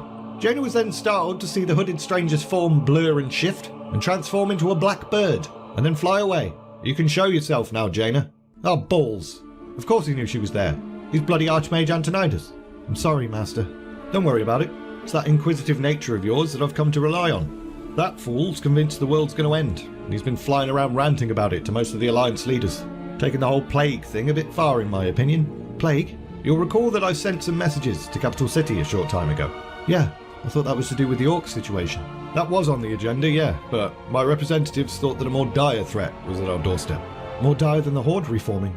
Orcs, dear Jaina, can be reasoned with. Disease? Not so much. There's reports of a plague spreading in the Northlands, something I think the Kirin should be paying close attention to. Jaina stared at him. What was he on about? Normally, disease was dealt with by priests, not magi, unless you think it's magical in nature somehow. It's a strong possibility, and that is why I'm asking you to travel to these lands and investigate the matter. Me? You. You've learned nearly everything I have to teach, Jaina. It's time for you to use those skills outside the safety of these towers, and I've arranged for a special envoy to assist you. There was a weird twinkle in Antonidas' eyes as he said that last bit. What the bloody hell was he up to? Sometime later, Arthas was leaning against a tree, desperately trying to act calm and confident in front of his men. But, on the inside, he was shitting himself. Prince Arthas, we've been waiting here for hours. Are you sure this friend of yours is coming? I'm sure. She'll be here. No sooner had he said that, the group heard a distant bellow of the words, "Me smash," come from behind, and as Arthas quickly turned, he could make out a slender feminine figure racing towards them. And behind her, some kind of water elemental thing. And behind that, 2 ogres. By the light! Sir, your orders? Arthas instinctively wanted to yell charge, but he then caught a glimpse of Jaina's face. She was grinning. Stay your blade, Fowric. She can handle herself. And she could indeed handle herself. Jaina quickly span round and shot fire at the ogres pursuing her. One of them decided he no longer wanted to smash and cheesed it, but the other one kept coming. So she sent another blast of flame at it, and it burned to death, screaming the entire time. It was actually kind of nasty. Gentlemen, meet Miss Jaina Proudmoore, special agent to the Kirin and one of the most talented sorceresses in the land. Looks like you haven't lost your touch. It's good to see you again. You too. It's been a while since the prince escorted me anywhere. Yes, it has. Unfortunately, the rueful tone of Arthas' voice immediately made this touching moment a bit awkward. Right, let's get down to business, shall we? Okay, what do you know about this plague? Not much. Father's only just sent me to work with you. Me and Uther have been fighting orcs, mostly. But I'm guessing if the Dalaran wizards want to know more about it, it's got something to do with magic, right? Yes, although we're not sure how yet. Antonidas sent me to observe and then report back. We should check out the villages along the King's Road, talk to the inhabitants. Hopefully they know something and aren't infected. Who knows? Maybe this is nothing more serious than a localized outbreak. Arthas could hear the doubt in Jaina's voice, and he understood it. If Antonidas didn't already think this plague was quite serious, he wouldn't have sent Jaina to investigate it. Nor would King Terenas have sent his son. I wonder if it has anything to do with the orcs. I'm sure you've heard about the escapes. Yep. Do you remember that little family we saw? I can't help but wonder if they got out. Well, if they did, they might be worshipping demons again now. What? I thought the orcs were no longer using demonic energy. I don't know. Father sent Uther and me to help defend Stranbrad, but by the time we got there, orcs had already begun kidnapping people, and when we hunted them down, 3 men had been sacrificed. Maybe there is a connection. It's disheartening to think they've reverted back to that. Maybe it's just a single clan. Maybe. Maybe not. We can't afford to take risks. If we're attacked, my men have orders to kill them all. Now, there was a reason for Arthas' sort of callousness towards orcs, and it was mostly due to the fact that he'd been at war with them for the past few years. The prince began to think back to a particular low point during their campaign. Uther had sent 2 men with an offer of surrender to Thrall, and the response they received back from that offer were 2 riderless horses, and that had made Arthas ever so slightly furious. Let's get in there and destroy the beasts. Remember, Arthas, vengeance cannot be a part of what we must do. We are paladins, not some kind of elven edgy boy class that doesn't exist yet. Arthas could see the wisdom in Uther's words, but he still felt like he'd failed the men that had been on those horses. But a gentle hand on his arm called Arthas back to the present, and Arthas, out of old habit, placed his hand over Jaina's. She started to pull away, but then gave him a slightly strained smile. It's really great to see you again, Jaina. You too, Your Highness. You too. After travelling for a while, the group made camp before dusk in a small clearing close to the road. They then shared a meal and some wine by the fire, and it was great. Real morale boosting. Made it feel like they were all comrades enjoying the evening rather than a battle-ready unit investigating a deadly plague. Afterwards, Jaina sat a little bit away from the group, so Arthas walked up to offer her more wine, and then sat down next to her and looked up to the stars. What do you think we're going to find? Not sure. I'm intrigued by what you said about the demons, though. Yeah, maybe we should have invited a priest along with us. Well, you're a paladin, Arthas. The light works through you, plus you swing a weapon better than any priest I've ever seen. Arthas smirked at that. Was she talking about his penis? But as he reached a hand out towards Jaina, she sighed and got to her feet. It's late. I don't know about you, but I'm exhausted. I'll see you in the morning. Well, he definitely misread that. She wasn't talking about his penis at all. Arthas headed over to his own tent and tried to get some sleep, but couldn't. He just tossed and turned in his bedroll, until finally, the impulsive part of him decided he needed to do something. Jaina, wake up. Arthas, is something wrong? You up for a little adventure? What sort of adventure? Trust me, I always have, Arthas. This time, instead of sneaking off to look at orcs and stuff, the two just had a chat instead. Which isn't really that much of an adventure, but what if? Jaina, I think there was a reason we were brought together again. Well, yeah, your father sent you because... No, more than that. What are you saying, Arthas? When this is all over, maybe we could talk about what ended at Wintervale. No, not about endings, about beginnings. Things have felt incomplete, empty, without you. You know me like no one else does, Jaina, and I've missed that. Jaina was silent for a little bit, but then sighed, and the two kissed, for the first time in too long. Relief washed over Arthas. Breaking things off with Jaina had been the biggest mistake he'd ever made. There were still some doubts in his mind about commitment and stuff, but he now knew that he wanted to spend the rest of his life with Jaina Proudmoore and have millions of blonde babies with her. The two then fell asleep together. No sexy business, just a bit of light spooning, and Arthas returned to his own bedroll before dawn, just so his men didn't get the wrong idea. And as he lay down in his own tent, he thought to himself, no demon, no mystery, no plague could ever stand in the way of Prince Arthas Menethil and Lady Jaina Proudmoore. Following on immediately from the last video, the group got up that morning and got ready and stuff. And after a few hours of travelling along the road, they started to come across a few scattered farmsteads, which confused Arthas a little bit, because none of these farms were marked on the map that he was consulting. But Falric, who had grown up in this area, kind of explained why. Most of these farmers are the independent sort. They bring their produce and livestock into the villages, sell it, and then go home. Is there bad blood? Nah, it's just the way things are done. Well, if that's the relationship, then these farmers probably wouldn't summon outside aid if they fell ill. Some of these people could be sick.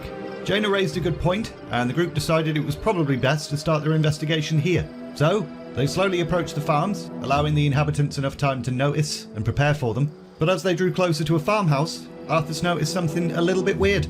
Look, the gates have been smashed, and the livestock's gone. That's not a good sign. Anyone else think it's a bit weird that no one's come out to greet us yet? Everyone else did indeed think it was a bit weird that no one had come out to greet them yet, so the prince signalled the group to halt. Greetings to you all. I am Arthas, Prince of Lordaeron. My men and I mean you no harm. Please, come out and speak with us. We have some questions concerning your safety." And there was no response. In fact, it was so quiet, all they could hear was the wind and rattling of window shutters and squeaky creaky noises. It was all a bit spooky. Guess no one's here. Or they're too sick to come out. They could need our help, Arthas. We should at least go and check. As the prince glanced at his men, he could see that they did not look too keen on walking into a house that might be infested with plague victims. And to be honest, he didn't really want to do it either. But Jaina was right. These were his people. He'd made a vow to protect them, no matter the cost. So Arthas gestured to his men and started to move forward. Jaina moved too, but he turned to her and told her to stay outside. "Arthas, I'm not some fragile little doll. I was sent here to investigate the plague, and if there are victims here, I need to see them for myself." All right then. Upon reaching the garden of the farmhouse, the wind changed, revealing a smell that caused both Jaina and Arthas to gag. It smelled like a slaughterhouse, mixed with the stench of rot and shit, and it was coming from inside. I still need to examine. Suddenly, a horrific cry filled the air as something came out of the house towards them, and Arthas's hammer began to glow so bright that he had to squint. But as he focused on the approaching shape, he realised it was some kind of bloody walking nightmare. Grey-green rotten flesh, bones sticking out where they shouldn't be, pustules and boils oozing nasty black fluid. Arthas was so shocked at the sight of it that he barely had time to swing his hammer before the thing tried to jab him with a pitchfork. But he managed to defend himself, and although it seemed to do the trick, there were now more of the damn things coming out of the farmhouse. The rest of the men drew their swords, whilst Jaina immediately started hurtling fireballs. It was chaos. At one point, one of the walking corpses stumbled back inside the house, and because it was currently on fire from Jaina's attack, Arthas came up with a brilliant idea. "That's it! Jaina, burn the farmhouse! Burn it to the ground!" So she did. A huge fireball exploded into the house, taking several of the animated corpses down, and the group then focused on slaughtering the rest. And then there was silence. What the hell? They're called undead. Like preservers. I thought things like this were just bullshit to scare children.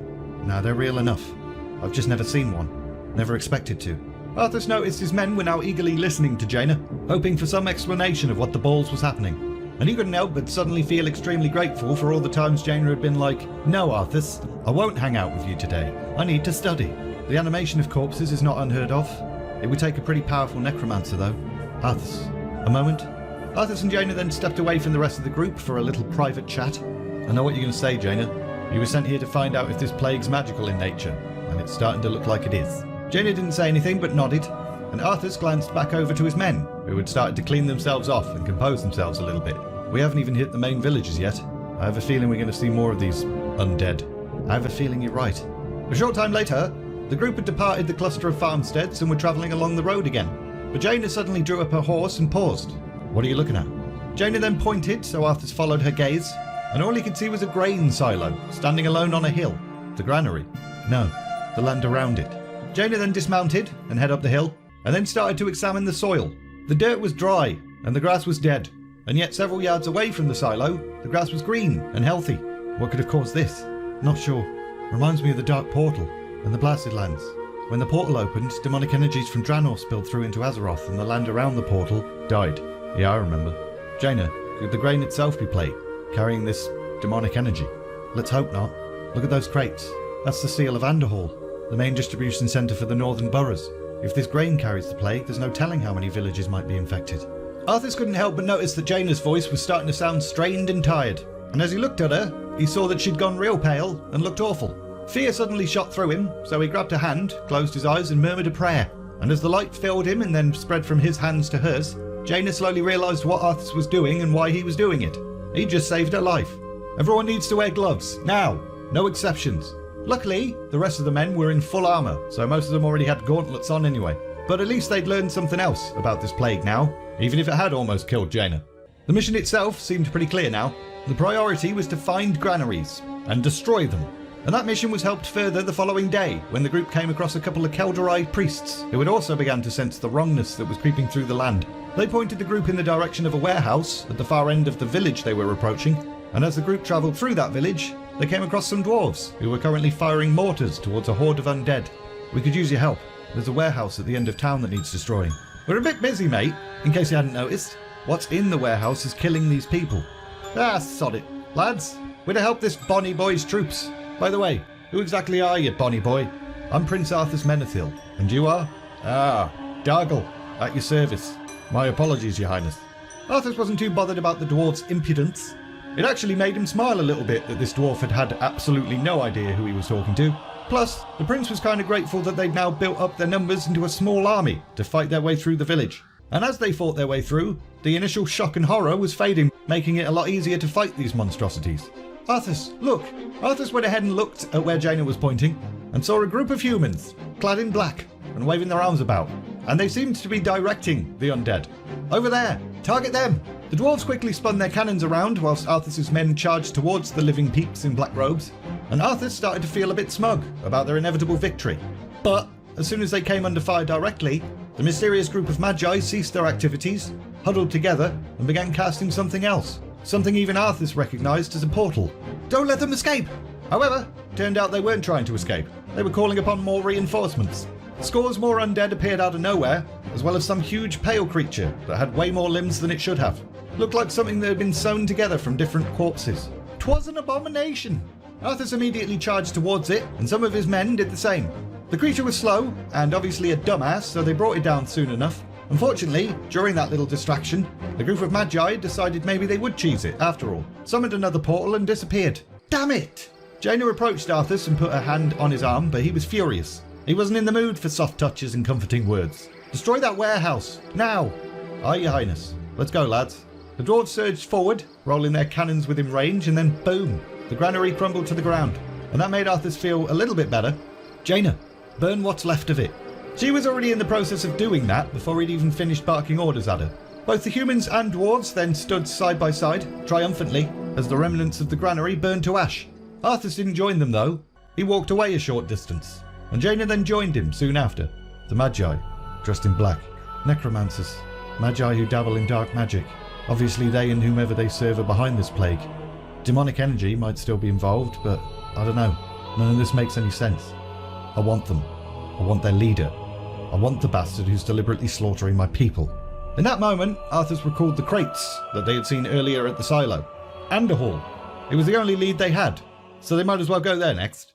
Arthas was fully aware that he was pushing his men too hard, and he could see that Jaina was exhausted too, which made him feel a little bit guilty. But time was cookies. They couldn't afford to stop and rest. They needed to find out what was going on, and then stop it. And Arthas wasn't going to give up. They just needed to get to Anderhall, and then surely this mystery would start to unravel. But as the group approached the gates to Anderhall, they saw black smoke billowing into the sky, and for a second, Arthas almost felt relieved. If the town had burned, maybe the grain was destroyed as well. But he quickly realised that was a horrible thing to be happy about, buried the thought, and then raced forward through the city gates. The buildings were indeed burning, and the thick black smoke was kind of unbearable. He couldn't see any villagers, plus no sign of any undead either, so that was cool. But a voice then arose out of nowhere. I believe you have come looking for me, children. The wind suddenly shifted, causing the smoke to change direction, and as visibility improved, Arthas could see a figure standing right next to him. Sup, bruh? Arthas immediately felt like this person was likely the leader of the necromancers, mainly because the guy was smirking like a real smug, confident twat, and because he then basically confirmed it by saying, I am the leader of the necromancers. My name is Kel'Thuzad. I've come with a warning. Leave this matter alone. Your curiosity will be the death of you. I thought this magic taint felt familiar. You were disgraced, Kel'Thuzad, for doing precisely this sort of shit. We told you it would lead to disaster and you just carried on bloody doing it. You've learned nothing. Looks like Antonidas' little apprentice is all grown up. And quite the contrary, my dear. I've learned a great deal. I've furthered my research and perfected it. Is this plague your doing, Necromancer? Keep up, mate. I ordered my cult of the damned to distribute the plagued grain, but I can't take all of the credit. What do you mean? I serve the Dreadlord, Mal'Ganis. He commands the Scourge that will cleanse this land. The chill then passed over Arthas, which was weird because he was surrounded by fires and stuff. What the bloody hell was a Dreadlord? And what the bloody hell was the Scourge? What exactly is this Scourge meant to cleanse? The already douchey smug grin on Kel'Thuzad's face only seemed to grow wider by that question. Why, the living, of course. His plan is already in motion. Seek him out at Stratholme if you need further proof. At this point, Arthas decided he'd had enough of this guy's shit, so he charged forward with his hammer. But, poof, the necromancer disappeared into thin air. And since he was gone now, the prince decided they might as well continue with their original plan before making any new ones. As they passed through the village and reached the granary, they could see that it was untouched by the fire that seemed to have claimed the rest of Anderhall. Arthas pulled open the door to one of the buildings, hoping desperately to see crates piled high, but his heart sank when he realised it was the opposite of that. It was empty, and by the looks of it, had been for some time. We're too late. The shipments have already been sent out. Damn it! Arthas, we did the best we... Not good enough though, was it? I'm going to find that undead-loving bastard and rip him limb from limb. Arthas then stormed off. He was shaking. He was furious. He'd failed, again. But after he calmed down a bit, he returned with renewed purpose. North. That's the next place he'll go. Arthas then rode like a man possessed, and the rest of the party struggled to keep up with him. At one point, a huge cluster of undead was standing in their path, and rather than slow down and discuss any sort of strategy, the prince just raced towards them, yelling, "For the light!" And whilst he was venting his anger and frustration by swinging his hammer about and yelling incoherently, he caught a glimpse of a tall figure in a fluttering black cloak, standing safe and secure away from the field of battle, watching them. It was Kel'Thuzad, again. Whilst Jaina cleared passage with fireball after fireball, and Arthas' men hacked away with their swords, Arthas rushed to put an end to the man responsible for all of this. And as he reached him, he let out a bellow of raw fury, swung his hammer and smashed Kel'Thuzad right in the knees. And the rest of his men soon joined, just kind of kicking the shit out of the necromancer on the floor and venting their own grief and outrage. "Naive fool, my death will make little difference in the long run. The scourging of this land begins." Gah. And then he was dead. Kel'Thuzad's body decomposed immediately, and it was gross. But Arthas just stared, a little bit horrified, but also a little bit delighted. Why did he decompose so quickly? It is believed that if necromancers are not perfectly precise in their magic, when they're killed, they're subject to that. Arthas then turned to address everyone in the group. "We need to ride to Hearthglen. They need to be warned about the grain, if we're not too late already." The death of Kel'Thuzad did not seem to mellow Arthas at all. He was so desperate to not fail again that he even asked the group to continue through the night without stopping. But it soon proved too much for Jaina. After about 4 hours of running on empty, she fell unconscious and nearly fell off her horse. It took several minutes before Arthas realised Jaina was not riding alongside the group anymore, but once he did, he called everyone to halt and cantered back to her. "I'm sorry, Arthas. I know you wanted to make good time, and so do I, but I'm just so tired. Can we stop for a little while? How long do you think you'll need?" What Jaina wanted to say was a couple of days, but what she actually said was just long enough to eat something and rest. Arthas nodded, and as she reached into a pack for some cheese, Arthas paced backwards and forwards, impatiently, before sitting down beside her. And as Jaina took a bite of her cheese, she looked at Arthas, analysing his profile in the starlight. One thing she'd always loved about him was how accessible and human and emotional he was in front of her. But recently, filled with other kinds of powerful emotions, he felt like a knob. She reached her hand out to touch his face, and Arthas kind of flinched, as if he'd completely forgotten she was there. And then he smiled thinly at her and asked her if she was done. Jaina had literally only taken one bite of her cheese. "No, I'm worried about you, about what this is doing to you. Doing to me. What about what it's doing to the villagers? I have to stop it, Jaina, I have to." "Of course we do, and I'll do everything I can to help, but I've just never seen you hate anything like this." "Do you want me to love necromancers or something?" "Arthas, don't twist my words. You're a paladin, a healer as much as a warrior, and yet all I see in you at the moment is this desire to fight. You're starting to sound like Uther." Jaina didn't reply to that. She just took another bite of her cheese. "I just want innocent people to stop dying, Jaina, that's all. I'll admit, I'm not a big fan of not being able to make that happen, but once this is over, everything will be fine again, I promise." Arthas then smiled at her, and for a moment, Jaina could see the old Arthas in his face for the first time in a while. "Are you done now?" 2 bites. He'd let her have 2 bites of cheese. When they finally reached Hearthglen, they came across several men and dwarves armed with rifles. Weirdly, as well as the smell of gunpowder in the air, there was a pleasant, slightly sweet scent of baking bread. "Hold your fire. I am Prince Arthas. What's going on? Why are you all so armed?" "Sir, you won't believe what's been going on here. Try me." The militia then explained what had been happening, and it wasn't a surprise at all. The dead were rising and attacking. But what concerned Arthas was when they mentioned there was a vast army of these undead attackers. This group of dwarves and men would be capable of handling a small skirmish, but not a whole army of the buggers. So, the prince made a tactical decision. "Jaina, I'll stay here and protect the village. Go as quickly as you can and tell Lord Uther what is happening. But go, Jaina." So she did. She created a portal and then stepped through it. "Sir, you better take a look at this." Arthas looked over to where Falric was pointing and noticed some empty crates bearing the mark of Anderhall. What did those crates contain? One of the militiamen looked at him, slightly puzzled. "Just a grain shipment, my lord. Nothing to worry about. It's already been distributed among the villagers. We've all had plenty of bread." And whilst that guy turned back to his mates and was probably all like, "Why is that weirdo so concerned about whether we've had breakfast?" Arthas finally figured it all out. The grain had reached Hearthglen and then been baked into bread, and that bread had been distributed to the whole village, and now there was a vast army of the undead. This plague was never meant to simply kill people, so that necromancers could cast their dark magic and cause the dead to rise. It was the plague itself that was turning them into... Suddenly, one of the militiamen bent over double, and then several others followed suit.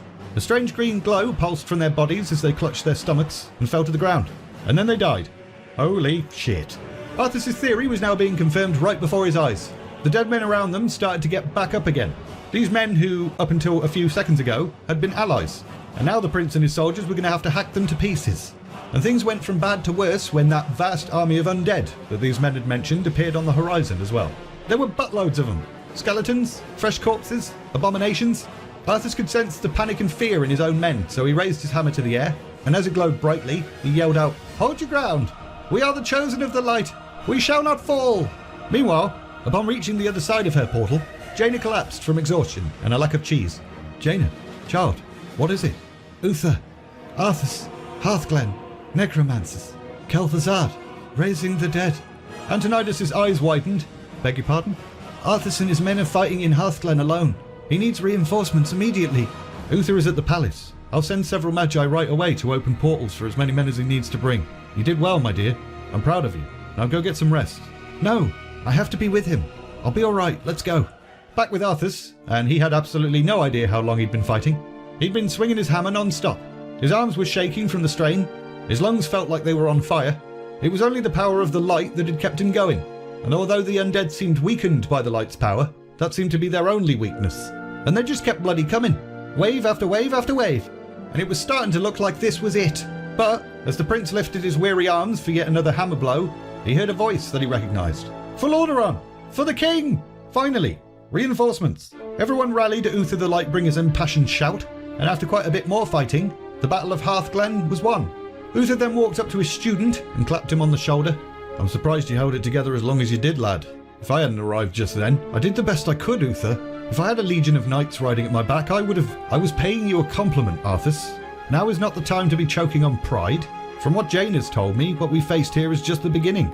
Then we should strike at their leader, something called a Dreadlord. His name is Mal'Ganis, and he's in Stratholme, Uther, the very place where you were made a paladin of the light. Feel free to tag along, I'm going, with or without you. And before Uther or Jaina could protest, Arthas jumped on his mount, kicked hard, and off he went. And Jaina was particularly stunned by this. He'd just buggered off, without his men, without her. He's feeling the weight of the crown for the first time. This is all part of it, my lady. Part of learning how to rule wisely and well. I watched Terenas struggle with the same thing when he was young. Sometimes the only decision is which is the lesser evil. Sometimes there's no way to fix everything. Arthas is learning that. Once I get the men ready for a long march, we'll be on his trail. You should rest up too. No, he shouldn't be alone. Lady Proudmoore, if I may, it might be good to let him clear his head. Follow him if you must, but just give him a little time to think. So, Jaina mounted up and cast an invisibility spell on herself. And then off she went, to follow Arthas, but also give him time to think. She didn't dare follow him too closely. She was invisible, but not silent. She could see him kicking his horse angrily, angry that it couldn't go faster, angry that it wasn't invincible, angry that he hadn't figured out what was going on sooner. And Arthas himself was deep in thought about how his father would have fared in this situation. Would he have figured it all out in time to stop it and save all those innocent people? Or would he have been as helpless in the face of this horror as Arthas was? And he was so deep in that thought that he almost ploughed right into a bloke that was standing in the middle of the road. What are you doing? I could have run you down. You would not have harmed me, and I require your attention. I spoke to your father. He wouldn't listen. So now I speak to you.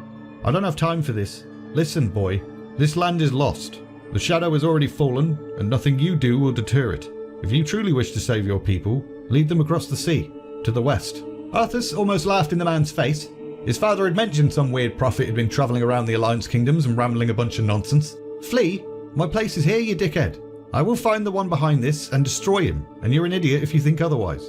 An idiot, am I? I suppose I am, for thinking the son would be wiser than the father. I'll leave you with one final prediction, Prince Arthas. The harder you strive to defeat your enemies, the faster you'll deliver your people into their hands. Before Arthas could respond with a whole bunch of profanity, the stranger shape-shifted, transformed into a bird, and flew away. And then Jaina appeared out of nowhere. Sorry for concealing myself, Arthas. I just wanted to... Don't say it. As soon as Arthas turned to look at Jaina, he instantly regretted snapping at her. But she shouldn't have been spying on him. The bitch. He came to Antonidas too. I sense a tremendous power in him, Arthas. This plague of the undead. Nothing like this has ever happened before. It's not just another battle. Maybe he's right. Or maybe he's some ally of this Mal'Ganis jerk. Or maybe he's just a crazy homeless person. I'm not going to abandon my homeland, Jaina. Not for shit. Let's just go. The two of them then rode for a moment before Jaina broke the awkward silence. Uther will be following. He just needs some extra time to prepare the men. But Arthas just continued to stare straight ahead. Arthas, you shouldn't... I am sick of people telling me what I should and shouldn't do. What's going on here is beyond horrible, Jaina. And I'm doing everything I possibly can. So if you're not going to support my decisions, then maybe you don't belong here. Once again, the prince regretted chastising Jaina immediately after doing it. So he grabbed hold of her hand as they rode side by side. I shouldn't have spoken to you like that, I'm sorry. I'm glad you're here. I'm always glad you're here. He then kissed her hand, and she smiled at him. However, as they rode for the rest of the day, they didn't really speak much at all. Not until the sun started to go down and they made camp. Both were too weary to hunt for any food, but luckily they had some jerky and apples and bread and stuff. Arthas went to take a bite of some of the bread before thinking back to Hearthglen and decided, you know what, never eaten bread again. And after they'd eaten, Jaina and Arthas embraced each other, and for just a few brief hours that night, any thoughts of death and horror and plagued grain and prophets and all the other shit that was going on faded away, as the two of them spooned or something. When Jaina woke up the following morning, Arthas was not next to her. However, he hadn't completely bed and fled. He was just making breakfast for the two of them. And as she sat up and the prince noticed she was awake, he smiled at her. It wasn't a very genuine smile though. His eyes weren't smiley happy eyes, so Jaina kinda half smiled back at him and then moved to get up properly and start combing her hair and stuff. And Arthas then chose this moment to drop a huge bombshell on her. There's something I learned. I didn't want to mention it last night, but you need to know. His voice was flat and his tone was ominous. And although Jaina was glad that he didn't seem so bloody furious anymore, this still somehow felt worse. We knew the grain was infected and that it killed people, but it's worse than that. It doesn't just kill them. It turns them, doesn't it? Please tell me I'm wrong, Arthas. But Arthas didn't tell her she was wrong, because she wasn't. That's why there were so many of them so quickly. The grain reached Hearthglen shortly before we arrived, long enough to be milled and baked into bread. That's why I rushed off yesterday. I know I can't take Mal'Ganis by myself, but I can't just sit around staring at my belly button either. And that prophet, I don't care how powerful you think he is, I can't just leave. As soon as Arthas finished telling Jaina all that, he seemed to be agitated and pissed off again. Where the hell is Uther anyway? He had all night to ride here.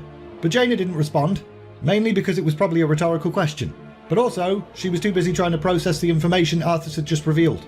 Her mind was working 1,000 miles a minute as she desperately tried to understand the scale of this predicament and a way to combat it. And the two of them didn't say another word to each other as they broke camp and headed towards Stratholme. In fact, they made it all the way to the city gates before Uther and his men conveniently caught up with them. Glad you could finally make it, Uther. Now Uther was normally a patient man, but Arthas' sarcasm kind of struck a nerve. The prince wasn't the only one under strain at the moment. Watch your tone with me, boy. You may be a prince, but I'm still your superior as a paladin. As if I could forget. Arthas then made his way up a little mound to get a better look over the top of the city walls. He wasn't even sure what he was looking for. Signs of life, maybe. Signs that they'd made it there in time and everything was going to be okay. Listen, Uther, there's something about the plague you should know. But then the smell hit him. That strange, sweet, unique scent of plague bread. It was like a punch in the gut. The grain. These people. They've all been infected. Arthas, it's only a matter of time. What the balls are you talking about, lad? Is he off his rocker? No, he's right. If they've eaten the grain, they're infected. And if they're infected, they'll turn. Jaina was now thinking furiously. There had to be something they could do. Antonidas had once told her, if a thing is magical in origin, it can be combated with magic. Everybody just needed to calm down, apply a bit of logic, maybe have a brain trust meeting. Perhaps a cure could be, this entire city must be purged. I'm sorry, what? I said, this entire city must be purged. How could you even consider that, Arthas? There's got to be another way. This isn't just a blighted apple crop, it's a city, full of human beings. Damn it, Uther, we have to. Arthas, no, we can't. Listen to me. We don't know how many of them are infected. Some of them might have not even eaten the grain, or they might not have eaten enough of it. We know almost jack shit about this plague. We can't just slaughter them like animals out of fear. The look on Arthas' face kind of said it all. He did not like what Jaina just said. She'd hurt him with her words. This was the only option as far as he was concerned. I'm trying to protect the innocent, Jaina. That's what I swore to do. These people are innocent. They didn't ask for this. There are children in there, Arthas. And what about the ones that are infected? They'll kill those children. They'll try to kill us and spread out from here and keep killing. They're going to die regardless, Jaina, and when they rise, they'll do things they never ever would have wanted to do. What would you choose? I don't know. Yes, you do. Wouldn't you rather die a clean death, as a thinking, living human being rather than be raised as an undead to attack everyone and everything you ever loved? Yes, Arthas, that would be my personal choice. But we can't make that choice for them. Yes, we can. We need to purge this city before any of them turn. It's a kindness, and it's our only solution. Arthas then turned to Uther. As your future king, I order you to purge this city. You're not my king yet, boy, nor would I obey that command even if you were. So it's treason then. Treason? You've lost your damned mind. Have I? Lord Uther, by my right of succession and the sovereignty of my crown, I hereby relieve you of your command and suspend your paladins from service. Arthas, you can't just... It's done. Those of you who have the will to save this land, follow me. The rest of you, kindly f*** off. Jaina felt sick and dizzy. He was actually going to do this. He was going to march into Stratholme and cut down every man, woman and child. And as she looked helplessly towards Uther, she could see the old paladin gritting his teeth and clenching his fists and probably his butt cheeks. Looked like every fibre of his being wanted to beat the shit out of Arthas, but even after being relieved of his command, he was still bound by an oath to serve the prince. So he didn't attack him, but he didn't hold his tongue either. You've just crossed a terrible threshold, Arthas. But Arthas didn't give a shit, just shrugged it off and turned to look at Jaina. And for a moment, as his eyes searched hers, she could see the fear and insecurity in him. I'm sorry, Arthas. I can't watch you do this. And so, as Arthas stood silently, with shocked disbelief all over his face, Uther helped Jaina up to her mount, and off they went. How could she have abandoned him like that? Was she right? Nah, bollocks to that. Because if she was right, then that would mean he was about to become a mass murderer, and that definitely wasn't who he was. Arthas then took a deep breath and looked around. A lot of the men had left with Uther. Too many, to be honest. Would they even be able to take the city with such a small group? Sir, if I may, I would rather be hacked into 1,000 pieces than turn into one of them undead. There were murmurs of agreement amongst the rest who had stayed, which lifted Arthas' spirits a little bit. There is no pleasure in what we do here, only grim necessity. Those within these walls are already dead. We know it, even if they don't. We must kill them quickly and cleanly, before the plague does it for us. It's going to be ugly and painful, but it must be done. Some of the inhabitants had already turned. They were the easy ones. They were the enemy, and nothing more than rabid beasts. But the others, the ones that still lived, well, that was indeed ugly and painful. They stared in confusion and terror as men that were supposed to protect them entered their homes and slaughtered them. And at one point, whilst bringing his hammer down on a boy that was barely out of puberty, Arthas noticed his weapon was definitely not glowing as brightly as it had in the past. And it didn't get any easier as they cut their way through the city either. It got worse. And it was actually somewhat of a relief when some of the citizens of Stratholme took up arms and started fighting back. They still didn't have a chance against soldiers and a trained paladin, but at least it didn't feel as much like a slaughter anymore. I've been waiting for you, young prince. The voice came out of nowhere, and it was deep and evil. I am Mal'Ganis. Arthas couldn't help but feel a little bit pleased that he was Mal'Ganis, mainly because it vindicated him. But there wasn't much time to celebrate as a door to one of the houses flew open, and a horde of undead came tumbling out. As you can see, your people are now mine. I will turn this city household by household, until the flame of life has been snuffed out forever. Not if I have anything to say about it, you twat. But the disturbing presence was then gone, as swiftly as it had come, allowing Arthas and his men to refocus on the task at hand. The prince would never be able to tell exactly how long it took to kill every living and undead person in the city. Felt like it took a while, but eventually it was done. However, despite being absolutely bloody exhausted and covered in blood and bits of people, Arthas knew they had no time to rest. Their true enemy was bound to reappear, and soon enough, he did. And he was enormous, with horns and big old bat wings. Arthas stared, a little bit in disbelief, but also a little bit terrified. 'Twas an actual demon standing before them. But he couldn't let the fear cripple him, so he allowed himself to be filled with a different emotion. Hatred. He thought of those that had fallen to his hammer within the city, and somehow he found the courage he needed. We're going to finish this right now. Brave words. Unfortunately for you, it won't end here. Your journey has just begun. Gather your forces and meet me in the Arctic land of Northrend. It is there that your true destiny will unfold. My true destiny? What are you... Suddenly the air around the Dreadlord began to warp and shimmer. Wait! As the prince desperately surged forward to try and stop the inevitable, Mal'Ganis teleported away, and Arthas now stood swinging his faintly glowing hammer at empty air like an idiot. 3 days after Arthas and his men had rampaged through the streets of Stratholme, Lady Jaina Proudmoore was now in that same city, seeing the aftermath for herself. The stench was almost unbearable, and the fires were still raging, despite the fact that it had been a few days and they should have gone out by now, which only led Jaina to believe that there was definitely some dark magic afoot.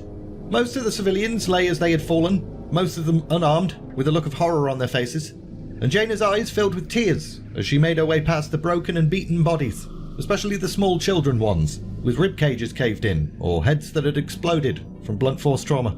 Was Arthas right? Would these bodies have risen as undead if he had not murdered them? Some of them, yeah, probably. But they'd never know for certain if every single one of them were infected. How the bloody hell could he have done this? Jaina and Arthas had spoken since his murdering spree, only a day and a half ago. And as much as she didn't want to recall that conversation, she couldn't help it. So let's have a flashback. Jaina, I ask you again, come with me. I saved the city's inhabitants from becoming Mal'Ganis' slaves, but at the last minute he got away. He's in Northrend. Come with me. Arthas, it's a trap. He's a demon lord. If he was powerful enough to elude you in Stratholme, he's definitely going to defeat you in his own territory. Don't go. You denied me at Stratholme, turned against me when I needed your support, and now you refuse me again. Yeah, you bitch! I'm going to Northrend, Jaina, with or without you. There was absolutely no convincing him. His mind was set. Jaina Proudmoore. Uther's voice startled Jaina, forcing her back to the present, and although he'd made her jump, she was kind of relieved to hear a friendly and familiar voice. And as Uther approached, he noted the tears streaming down Jaina's face. He didn't say anything, but he did grasp her arms reassuringly. Thought I might find you here. Where's he gone, girl? Where's Arthas taken the fleet? The fleet? He's commandeered all of Lordaeron's ships, sent only the briefest of messages to his own father. We don't even know why the men obeyed without direct orders from their commanders. Because he's their prince. He's Arthas. They love him. They don't know about this. Uther then looked around and nodded. There was a look of pain flickering in his eyes. Aye, he's always been good to the men who serve him. But, Jaina, do you know where he might have taken them? I told him it sounded like a trap. I begged him not to go. Where? Northrend. He's gone to Northrend, to hunt Mal'Ganis. Damn that boy. I must inform the king. I tried to stop him. I failed. Don't be too hard on yourself. I failed. Maybe I could have done something else, said something else. But that moment's in the past, and my choices cannot be undone. You and I need to look to the future now, Jaina. We had nothing to do with this slaughter. Thank you for telling me where he's going. I feel like I've betrayed him again. You may have saved him, Jaina, and all the men that are in ignorance to what he's become. What he's become? He's still Arthas, Uther. Yeah, but he made a dreadful choice. One I'm not sure he can come back from. Just come away from this place, Jaina. No, not yet. I'm not ready. Alright then, right be with you. Jaina then gave Uther the biggest smile she could muster, and watched as he strode off. Arthas was definitely going to view this as yet another betrayal from her, but if Uther was right, and this would save Arthas' life, she could live with that. Jaina then continued to do what she'd come to Stratholme to do in the first place. Make sure that she understood the depth of what had happened in this city, and make sure she never forgot the true horror of it. What happened here should never become just another footnote in the history books. But soon after Uther had departed, a raven appeared, and although it was probably going to start picking at the bodies, which was deeply offensive, Jaina decided not to shoo it away. It was only doing what its nature told it to, except it wasn't, because its shape then began to shift, and it transformed into a bloke. You. The dead in this land might lie still for the time being, but don't be fooled. Your prince is only going to find death in the cold north. Arthas is only doing what he believes to be right. Yeah, and as great as that is, he's still wrong. It falls to you now, young sorceress. Me. Antonidas dismissed me. Terenas and Arthas as well. Both rulers of men and masters of magic have decided to remain blissfully ignorant. But I think you might be different. Lead your people west to the ancient lands of Kalimdor. Only there can you combat the shadow and save this world from the flame. I will do as you say, but it will take time to gather them all, make them believe me. I wouldn't take too long, to be honest. There's not a lot of time left, but I have to try. Yeah, whatevs. Do what you want. Just don't take too long. The hourglass empties swiftly, and delay could be deadly. Jaina nodded, but she was pretty overwhelmed. There were so many people she was going to need to talk to, but specifically, she needed to go and speak to Antonidas as soon as possible. He may not have listened to this weird prophet guy, but surely he'd listen to her. The prophet's form shifted back into a raven again, and his wings kind of slapped Jaina in the face as he flew past. And although it was weird that he'd done that, it was even weirder that the lingering smell of the raven was not that of worms or smoke or death. It smelled of hope, whatever hope smells like. Northrend, Daggercap Bay, to be precise. Seemed like a good choice to make harbour and camp there due to it being surrounded by natural defences like cliffs and trees and an ocean and stuff. And Arthas couldn't help but feel surprised by how pleasant the place was. It certainly didn't seem like the home of a dreadlord. As the prince absorbed his surroundings, making a mental note of anything and everything he could see, one of the ship's captains walked up, like, this is a light forsaken land, innit? You can barely see the sun, and this wind's bloody bitter, yet you're not even shaking, my lord. Arthas looked down and realised the captain was right. He could feel the cold, but whereas the rest of the sailors seemed to be shivering their balls off, he wasn't trembling at all. Are you alright? Captain, are all my forces accounted for? Arthas wasn't going to answer that stupid question. Of course he wasn't alright. Nearly. There were only a few ships that... Very well. First priority, set up a base camp. There's no telling what awaits us out there in the shadows. So, set up a base camp they did. Even Arthas helped, as the men he commanded gathered resources and built shelters and stuff. He was hoping it would prove a decent distraction from the fact that he missed Jaina. But it wasn't working. As they struggled to light fires, he couldn't help but think that Jaina would have lit them pretty easily. But she'd failed him when he needed her most. He wasn't going to waste his affection on people that would just let him down. So sodder. Arthas stayed awake until the early hours of the morning, looking at the incomplete maps that he'd been able to gather before venturing to this forgotten continent. However, tiredness eventually got the better of him, and he passed out. And then he was dreaming.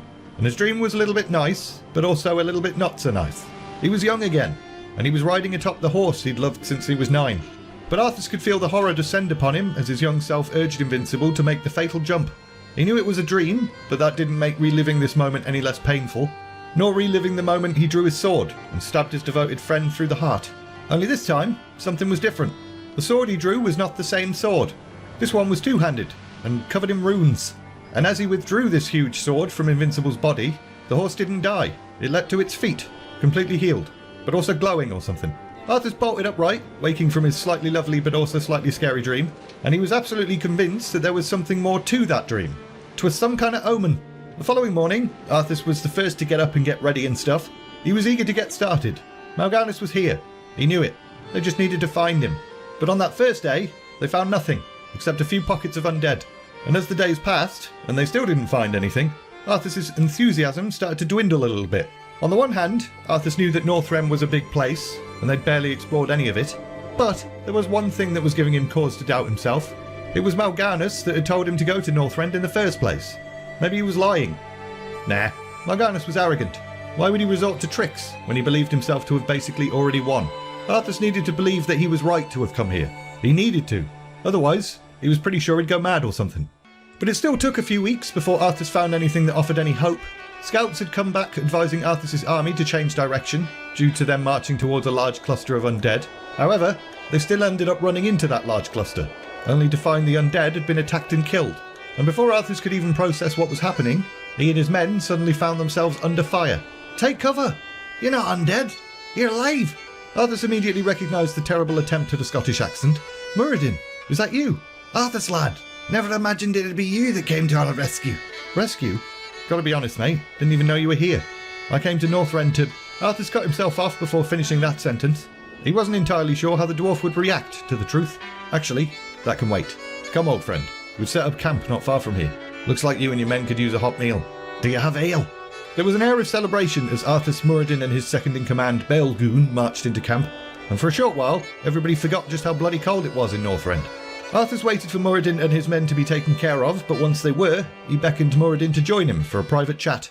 So, what were you doing here anyway? Well, lad, this isn't exactly something to be sharing with everyone. But if you can find your way to this forsaken land, you have a right to know. I appreciate you trusting me, Muradin. I'm looking for a legend, lad. The dwarf then reached into his pack and presented a leather-bound journal. And as Arthas began to thumb through the pages, he could see hundreds of sketches of creatures, landmarks and ruins. How long have you been here? What have you learned? We've been here long enough to know something's amiss. There's some force growing, and I'm thinking it's no longer happy to just be sitting here in Northrend. Do you think it might pose a danger to my people? I do, lad. I think it's part of the creation of these undead creatures. Arthas then decided it was time to share what he knew, the Plague Grain, Kel'Thuzad, the Dreadlord Mal'Ganis. But he didn't fully divulge what happened at Stratholme, simply told the dwarf that he'd made sure the Demon Lord had no more corpses left to use for his own sick purposes. Perhaps this artifact I'm looking for, it might be some use to you. As far as rare and magical things go, this one's a beaut. We're searching for a rune blade called Frostmourne. Arthas felt a shiver run down his spine. Frostmourne. That's an ominous name. Rune blades were not unheard of, but they were extremely rare and powerful. Arthas glanced over at his hammer, and he felt himself thinking, well, the hammer's alright, I guess. It served me well, although it's been kind of playing up recently, barely glowing and stuff. But a rune blade, that would indeed be a formidable weapon to use against Mal'Ganis. This had to be destiny, right? To have encountered Muradin in this vast place, to learn of this Frostmourne. This could end the plague. Arthas then realised that Muradin had carried on speaking, so he quickly returned his attention to the dwarf. The closer we come to uncovering Frostmourne, the more undead we encounter. I think that's more than a wee coincidence. You think Mal'Ganis doesn't want us to find it? I don't think he'd be pleased to see you charging towards him holding it, that's for sure. Seems like we can help each other then. Me and my men will help you find this weapon, and you help us against the Dreadlord. More days passed. Arthas and Moradin compared notes in preparation of their double quest, and eventually they concluded the best course of action would be to press inward, whilst the fleet headed northward to establish a new camp. And as the ground forces made their journey, they found themselves fighting against all sorts of weird shit. But Arthas wasn't getting any closer to finishing his mission. Mal'Ganis was still nowhere to be found, and Muradin's quest wasn't really bearing much fruit either. Clues were narrowing the search area, but as far as they could tell, Frostmourne was still very much just a myth. And this went on for a while, until one day, after another wasteful search, a very irritated Arthas returned to camp. And he was so irritated that it took him an embarrassing amount of time to notice that the guards weren't actually at their posts. What the balls was going on? There were no bodies, no blood or signs of a struggle, so both he and Muradin advanced cautiously to investigate further. The camp was almost completely deserted apart from a handful of men, and before Arthas could ask, one of the men, Captain Liu Valenforth, informed him what had happened. "Apologies, my lord. Your father had the troops recalled at Uther's request. The expedition is cancelled. My father recalled my troops because Uther told him to." Arthas could feel a vein throbbing in his forehead. "Aye, sir. We were waiting for you, but the emissary was quite insistent. All the men have headed northwest to meet up with the fleet." "Fantastic. Excuse me a moment."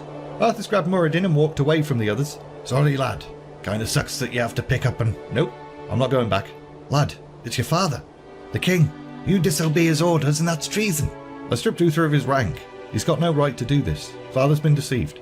"Well, if that's true, you'll have to take that up with him when you get back. But you can't disobey." Arthas very nearly snapped at Muradin. What did he mean if that's true? Was he calling Arthas a liar or something? But the prince then came to a bit of a realisation. Even if he stayed, he had no chance against Mal'Ganis. Not without his men. And his men had been ordered to go home. There was no way of making them disobey that order, but there could be a way of making sure they couldn't obey that order. That's it. And simply deny them the way to get home. "You what, mate?" A few hours later, Arthas now stood on the Forgotten Shore, watching as his entire fleet of ships burned. It had all been too easy. He'd cut through the woods to beat his men to the shore, hired some mercenaries on the way to help against the clusters of undead blocking their path, and then doused the ships in oil and set them on fire. And Muradin, who had been with him the entire time, was really not pleased with how things had gone. Little did the dwarf know, this had only been the first part of the overall plan, and things were about to get worse. As the rest of the army emerged and witnessed the burning ships, they were understandably not too happy that they were now stranded in this frozen wasteland, and they were a little bit confused as to how and why their prince had beaten them to the shore. So it was time for the final part of the plan. "Quickly, my warriors." Arthas then lifted his hammer, that was not glowing with any light whatsoever, and pointed it towards the mercenaries he'd hired. "These murderous scum have burned our ships and robbed you of your way home. Slay them all, in the name of Lordaeron." Arthas could hear some very heavy and short-strided stomps approaching his tent, and knew it was going to be Muradin bursting through the flap. And sure enough, it was. "You lied to your men and betrayed those mercenaries." "I did what was necessary." Arthas half expected his old trainer to punch him, but instead, the anger seemed to just bleed away from the dwarf's face. "Is vengeance all that's important to you?" "Oh, shut up, you little snowflake. You weren't there, Muradin. You didn't see what Mal'Ganis did to innocent men, women and children." "Aye, but I've heard what you did. Some of your men are a wee bit free with their tongues when the ales loosened them." "You're right, I wasn't there. Thank the light." Suddenly, mortar fire and cries of alarm interrupted wherever that conversation was going, and both Muradin and Arthas head out to see what all the fuss was about. The men were all scrambling for weapons. Falric was barking orders to the human forces, whilst Baelgoon was organising the dwarves. "The Dark Lord said you would come." Arthas couldn't help but feel a little bit excited by the sound of Mal'Ganis' voice. "This is where your journey ends, boy." Muradin scratched his beard and looked around like a crazy person. "This looks bad. We're surrounded. We could have done it. With Frostmourne, we could have defeated him." "Well, lad, I've been having me doubts about the sword, and to speak truly, about you as well." "Wait, are you telling me you figured out how to find it?" "Look, Muradin, whatever your doubts were, you can't possibly have them now. If you know where it is, then take me to it. Help me claim Frostmourne." "Oh, I have a bad feeling about this, but I promised I'd see this through. Go gather your men, and I'll find you that ruin blade." Arthas clapped the dwarf on the shoulder. This was the moment he'd been waiting for. "Captain Falric." "Sir, we're utterly surrounded. We can hold out for a while, but eventually they're going to wear us down." "I know, Captain. Me and Muradin are going to find Frostmourne. Once we have it, victory will be certain. Can you buy us time?" "Aye, Your Highness. We'll hold these undead bastards off." And so, Arthas, Muradin, and a handful of men set off. Muradin, who was armed with a map and a strange glowing object, did not look happy about it, but he barked out directions and led the way. The snowy terrain made it impossible to see more than a few feet ahead, so Arthas was basically on autopilot, following every move the dwarf made, and his mind was consumed with thoughts of their salvation. Frostmourne. Hopefully they could reach it before his men back at the camp fell to the undead and their demonic master. There, lad. It's inside there. They were stood outside the mouth of a cavern, and it was dark and spooky, but there was some kind of blue-green illumination coming from inside. Come on. Lad, we must proceed with caution. Arthas was growing increasingly impatient, but he knew Moradin was right, so the two of them very slowly and warily entered the cave. The illumination turned out to just be some weird crystals and veins of ore embedded in the rock walls, and although Arthas was grateful for the light they provided, he couldn't help but be reminded that his hammer no longer glowed with the radiant light it once had, and as he pushed that thought down, some voices arose. Turn back, mortals. You shall not pass. Lad, perhaps we should listen. Listen to what? A pathetic last effort to prevent me from saving my people? It's going to take a lot more than weird voices to do that. Arthas continued forward, and as he turned a corner, he stopped in his tracks. They'd found the owners of the weird voices, elemental spirits, and behind them, Frostmourne. The runes that ran the length of its blade were glowing. Arthas immediately recognised the sword. It was the one from his dream when he'd first arrived in Northrend, and instead of thinking that's possibly something to be concerned about, he decided it was yet another sign that this weapon was going to be great. But as he stepped towards it, one of the icy elementals drew a sword of its own. Turn away before it's too late. Still trying to protect the sword, are you? Trying to protect you from it. For a second, Arthas wasn't sure how to respond to that. It took him a little bit by surprise. But then he shook his head. This was nothing more than a trick. This whispery elemental was a bloody liar. So he charged and unleashed all of his pent-up hope, worry, fear and frustration on Frostmourne's icy protectors and beat the shit out of all of them. Behold, Moradin, our salvation. Hold, lad. What? Why? Something's not right. This has been too easy. Too easy. Took you forever to find it, and then I had to fight these things. Arthas, everything I know about artifacts is telling me there's something as fishy here as the Booty Bay docks. Hang on. There's an inscription here. Let me see if I can read this. Arthas watched as Moradin kneeled and peered at the inscription. This was a waste of precious time. Who gives a crap what the inscription said? I thought I recognised this. It's written in Kalimag, the elemental language. It's a warning. Of what? Whosoever takes up this blade shall wield power eternal. Well, that doesn't sound so bad. Just so the blade rends flesh, so must power scar the spirit. My spirit is already scarred. Arthas blurted those words out, but he meant it. His spirit had been scarred, repeatedly, throughout his life.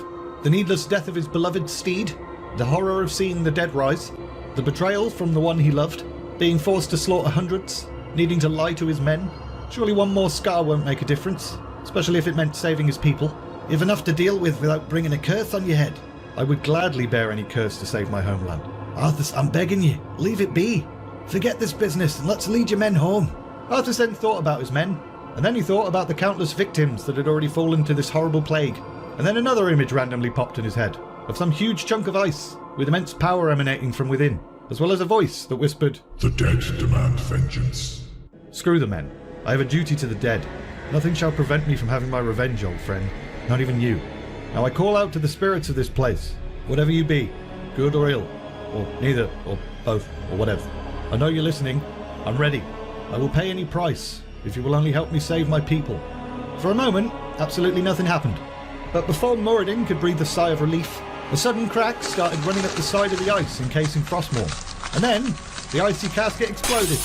Shards flew across the chamber, and as the prince dropped to his knees to avoid getting impaled, he heard his dwarven mate cry out, because he hadn't been so lucky. The impact caused Moradin to be knocked back several feet, and he now lay sprawled on the cold floor, with a spear of ice piercing his belly. Arthas jumped to his feet and quickly ran over to the injured dwarf, and whilst placing his hand on Moradin's wound and willing the light to come and heal it or something, he couldn't help but feel a little bit guilty. Was this the price he'd just offered to pay? Because he'd kind of meant his own life, not that of a friend. Tears filled his eyes, and he began to pray. And then he felt it, the light, racing through him. It was comforting and warm, and Arthas started crying even more as he realised that this meant it wasn't too late. Despite him falling so far, the light had not abandoned him. All he had to do was drink it in and open his heart to it, and Moradin wouldn't die. But something stirred at the back of his mind and drew his attention and focus elsewhere. Frostmourne. Again. The rune blade had broken free during the explosion and was now conveniently lying right next to him. And it was glorious. Hypnotisingly beautiful even. So much so, Arthas didn't notice the light drain from his hand. The whispering in the back of his mind continued, urging him forward.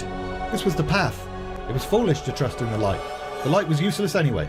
Muradin was yet another casualty of this awful war, but his sacrifice would be the last, as long as Arthas picked up that damn sword. So, the prince reached out to it, and grabbed it. Cold shot through him, spreading through his entire body and into his heart, and he was extremely painful for a moment. But then suddenly, it was alright. Frostmourne was his, and he was its. And its voice was speaking and caressing his mind, and it felt lovely. Arthas lifted the weapon to the air and gazed at its wonder, feeling really proud of himself, whilst listening intently to all the secrets the sword revealed, which is probably nothing to worry about. As Arthas returned to the camp, he was pleased to see that the battle hadn't ended yet. However, the small army of humans and dwarves had dwindled a fair bit, with those that had fallen now fighting for the other side, because they were undead now. The prince then spotted Falric, whose armour was absolutely covered in blood and stuff. "Prince Arthas, we've done what we could, but hang on, where's Muradin? Muradin is dead, but his death was not in vain. Take heart, Captain. The enemy will not stand long against the might of Frostmourne." And then, without warning, and much to the disbelief of his men, Arthas went ahead and charged right into the fray. Back when he'd fought with his blessed hammer, Arthas had been a force to be reckoned with. But that was nothing compared to the damage he was now dealing with Frostmourne. He was one-shotting undead fools left and right. The room blade itself was perfectly balanced, as all things should be, and the bodies of ghouls and skeletons and zombies were piling up all around him. At one point, during his little rampage, Arthas caught a glimpse of Falric and some of the other men just kind of staring at him, with a look that was a little bit awe, but also a little bit shock and horror. What was their problem? Whatever. There was more pressing matters at hand. "Mal'Ganis, show yourself. You taunted me into coming here, now stand and face me." And then boof, the Demon Lord was indeed there standing and facing him. And he was bigger than Arthas remembered, but the prince wasn't rattled by his frightening appearance this time. "So, you've taken up Frostmourne at the expense of your comrades' lives, just as the Dark Lord said you would. You're stronger than I thought. You're wasting your breath, Mal'Ganis. I heed only the voice of Frostmourne now. You hear the voice of the Dark Lord. He whispers to you through the blade you wield. You what, mate?" Arthas felt the blood drain from his face. His Dreadlord's master was speaking to him. Did that mean that he'd willingly walked right into a really elaborate trap, like an idiot? What does he say to you, human? What does the Dark Lord of the Dead tell you now? Mal'Ganis looked really smug about this twist. As far as he was concerned, everything was going exactly the way it should be. So he was a little bit confused when the small, weak human prince stood before him, started smirking and looking a bit smug himself. "He tells me that the time for my vengeance has come." "I'm sorry, what?" And then Arthas charged, and as he struck at the Dreadlord again and again, two words floated about in his mind. "Frostmourne hungers." Hungers for what? Whatever. Arthas hungered too, for revenge. And soon enough, he got it. The Dreadlord faltered for just a second, and was unable to deflect a deadly slash across his midsection.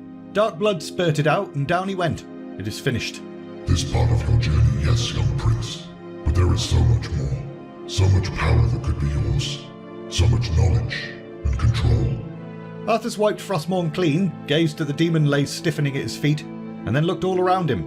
Frostmourne, or this mysterious Dark Lord, was right. There was more to come. There's the rest of this chapter and then 8 more chapters afterwards. Sometime later, bells rang out in the Kingdom of Lordaeron. These were usually only rang on real important occasions, like a royal wedding or the funeral of a king. But today, they were to mark the fact that Prince Arthas Menethil was returning home. He'd sent word of his triumph to the king. A courier had arrived a few days earlier with a letter that said, "I would speak privately with you, father, and tell you of the things I have learned and seen. You have, I am certain, spoken with Jaina and Uther. I can imagine they've said some things. Bunch of knobs. I assure you, I have only done what I believe to be the greatest good for the citizens of Lordaeron, and in the end, I have destroyed the one who began this plague, and now I am coming home to begin a new era for our kingdom."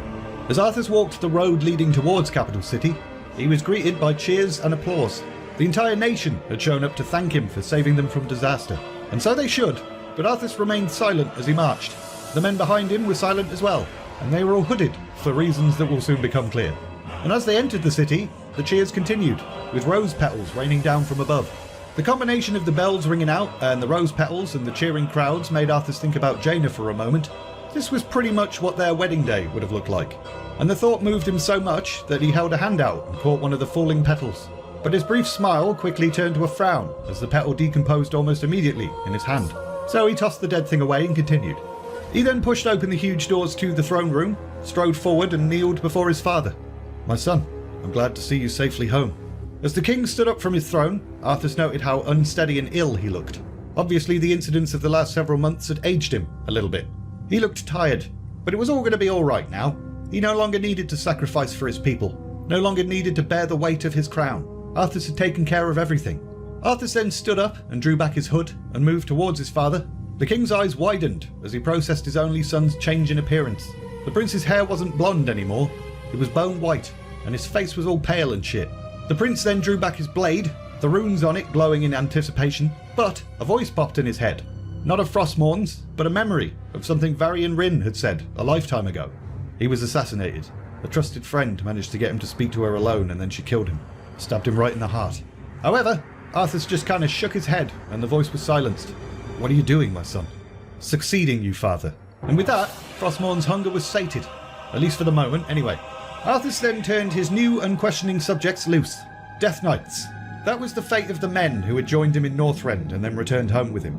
The people of the city, who had only been cheering and celebrating like 5 minutes ago, now lay dead, with their limbs ripped off and their bodies broken.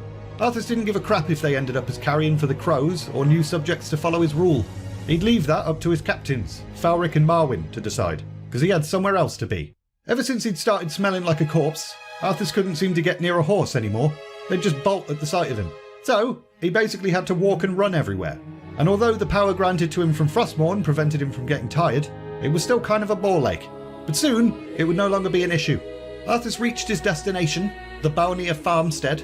His Death Knights had already been through here, so there was a slight feeling of pain as he saw the corpses of Joram and Jarim, beaten and bloodied. But he pushed those feelings down and strode towards a grave that was nearly 7 years old. With Frostmourne gripped in one hand, Arthas extended his other one.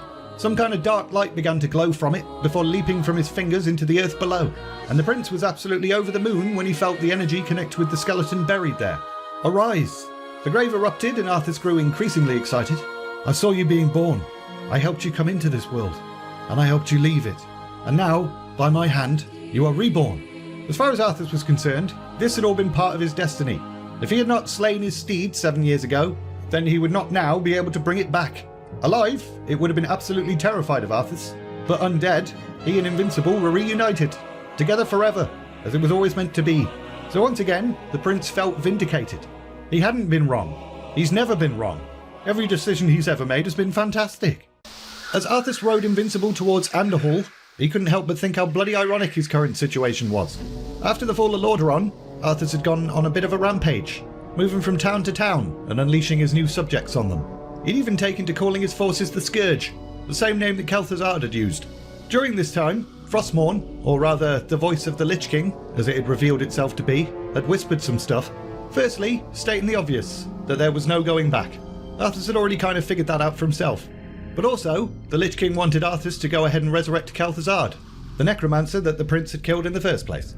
And on top of that, Arthas had been joined by one of the Lich King's sergeants, a dreadlord called Tychondrius.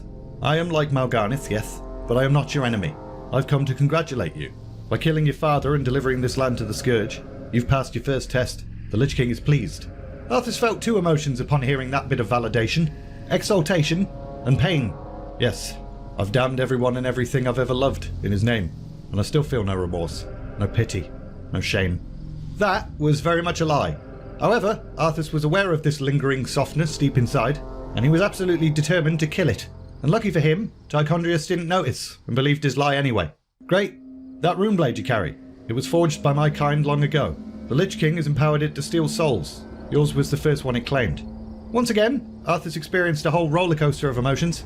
Stolen his soul? In exchange for saving his people, though. But then, hang on, had his people even been saved? Ah, whatevs. Then I'll make do without a soul. What is the Lich King's will? Rally whatever's left of the Cult of the Damned, and then use them to recover Kel'Thuzad's remains.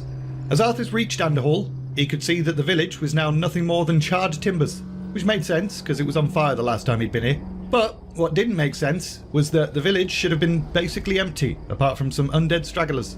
And yet, it wasn't. Arthas dismounted and had a sneaky little look-see. There were several men clad in armour, hanging about the cemetery and a small tomb. And Arthas's eyes widened as he realised that these men were paladins. God damn it, Uther. What part of "I hereby relieve you of your command and suspend your paladins from service" did you not understand? Frostmourne then whispered that it was hungry, so Arthas went ahead and charged. The paladins fought valiantly, but they all died pretty quick. Arthas! It was a voice the prince had heard before, however he couldn't quite place it. But as he turned to look, he recognised the man's face soon enough. Gavinrad. It's been a long time. Not long enough. Stand aside, brother. I've come to collect some old bones. Let me pass and I won't hurt you. You're no brother of mine. Why Uther ever vouched for you is beyond me. You've broken his heart, boy. He would have given his life for yours in a second, and this is how you repay him? I knew it was a mistake to accept a spoiled prince into our order. You've made a mockery of the Silver Hand. No, brother. When I slay your body, raise it as my servant, and then make you dance to my tune, that, Gavinrad, will be a mockery of the Silver Hand. Despite that bit of sass, Gavinrad did not rush in.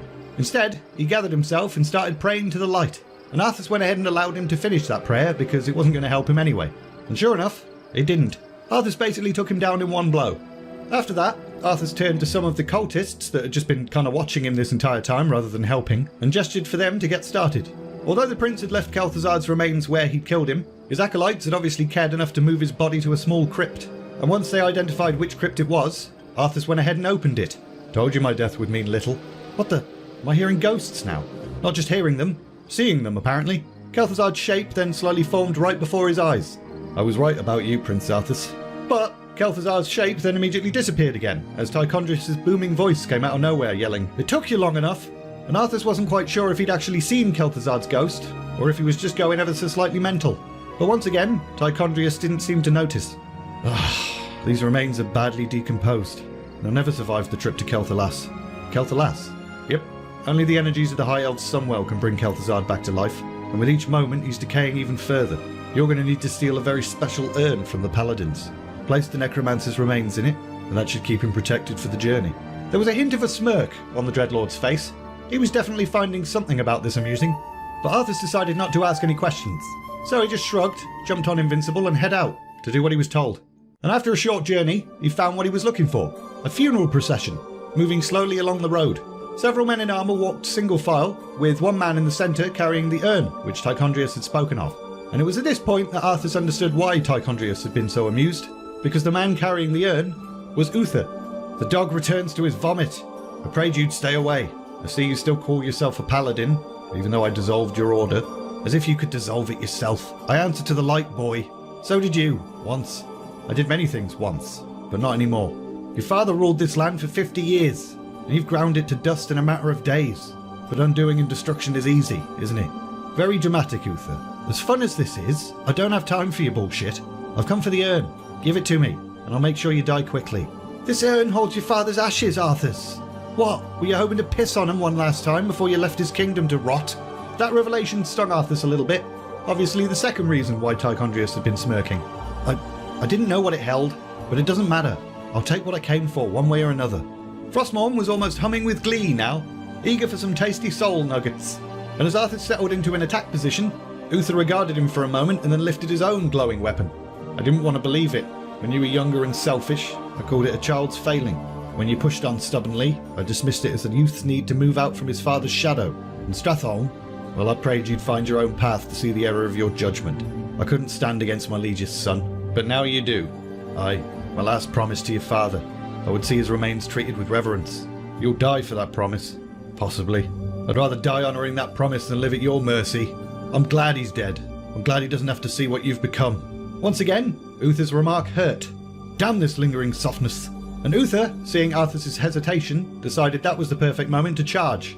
The prince barely managed to dodge Uther's strike before bringing Frostmourne down himself. But Uther blocked it with his hammer before unleashing another flurry of attacks. It ends here, boy. For light's justice. Uther's hammer then descended and knocked the air right out of Arthas' body, and Frostmourne right out of his hand. Only his armour saved him from being mortally wounded from the blow. And as he looked up at his old mentor, he could see that Uther was glowing blindingly bright. Not just his weapon, but his entire body. And Arthas' eyes filled with tears as he thought about how he'd abandoned the light, betrayed the light, and was now awaiting a killing blow from the light. But then something weird happened. Arthas wasn't sure if he'd grasped his sword without realising it, or if it had leapt back into his hand like some kind of Jedi trick. All he knew was, he had his sword again, and he was whispering. Every light has its shadow, every day has its night, and even the brightest candle can be snuffed out. Somehow, those words, that sound like something a depressed Green Lantern would say, reassured Arthas. So he took a deep breath to refill his lungs, and then leapt away before being crushed. Uther didn't even have time to process what had just happened before the prince surged forward with his own flurry of attacks. Again and again, Frostmourne landed, hitting the hammer, hitting Uther's shoulder, almost severing his arm off, hitting his breastplate, and then finally tearing at Uther's flesh. dearly hope there's a special place in hell waiting for you, Arthas. We may never know, Uther. I intend to live forever. And with that, Arthas went ahead and plunged his rune blade right down Uther's throat. And for consistency's sake, he then took down all the other men that were there as well, because the book just kind of glosses over them. Arthas then knelt down and picked up the urn, and held it for a long moment before breaking the seal and pouring its contents out. The ashes of King Terenas fell like plagued flour, before the wind shifted and blew it all right into Arthas's face. And that caused him to cough violently and lose his shit for a little bit. But he eventually composed himself. He then returned to the wagon that was holding Kel'Thuzad's remains, ordered one of the acolytes to put the necromancer in the urn, and then mounted invincible. Kel'Thuzad was not that far away. It took 6 days to reach the High Elven lands, and during that journey, Arthas had a few chats with the Shade of Kel'Thuzad, and gained quite a lot of extra followers. From Anderhall, they'd head eastward, and there had been undead everywhere.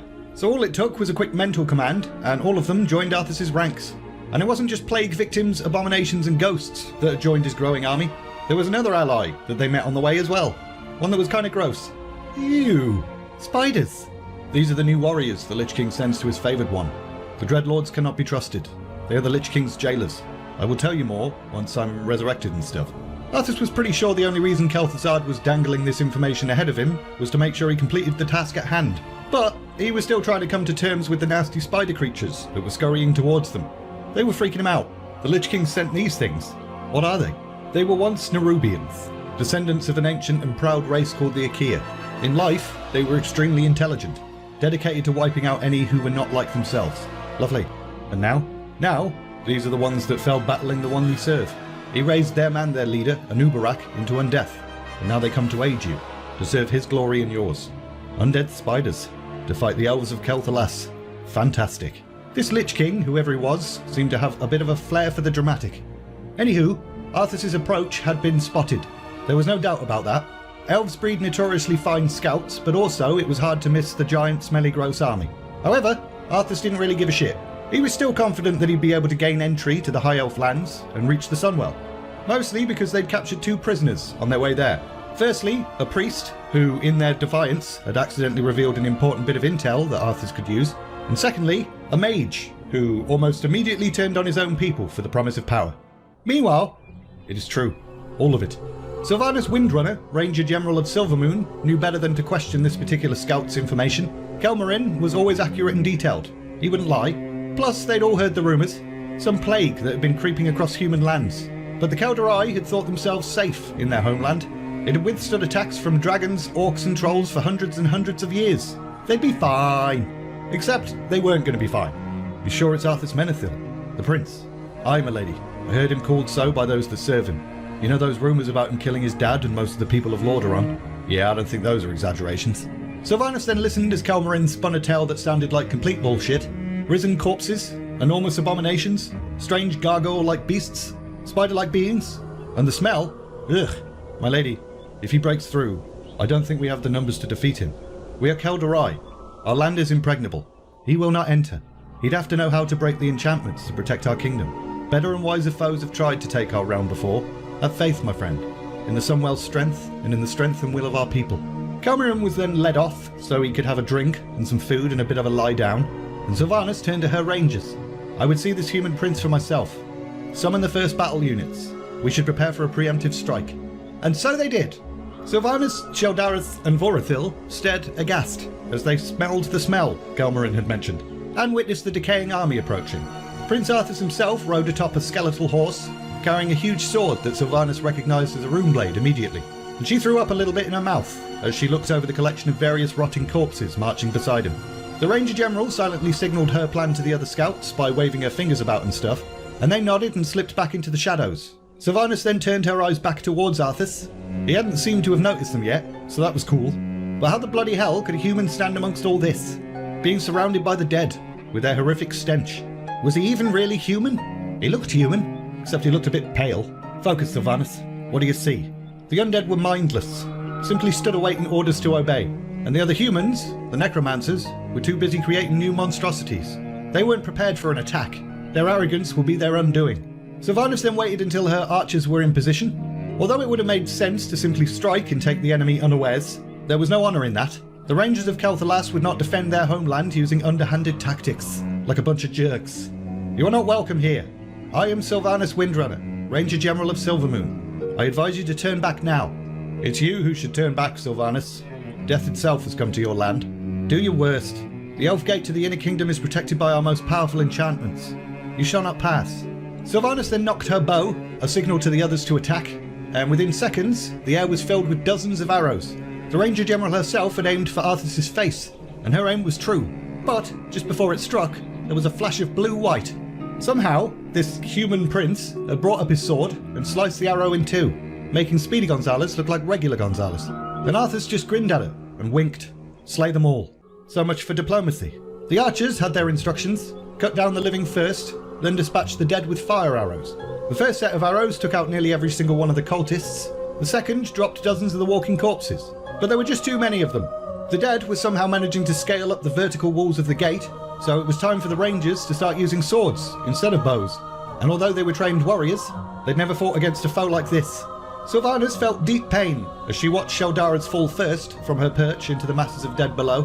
But all the Ranger General could do was continue to draw and fire, and focus on her duties. Out of the corner of her eye, she saw one of the gargoyle things swoop down and snatch up Vorithil. Sylvanas tried to shoot an arrow at its neck, but it just bounced off. And then she watched in horror as the creature swiped its claw across Vorithil's throat, and then dropped him. Things were not going well, and then they got worse.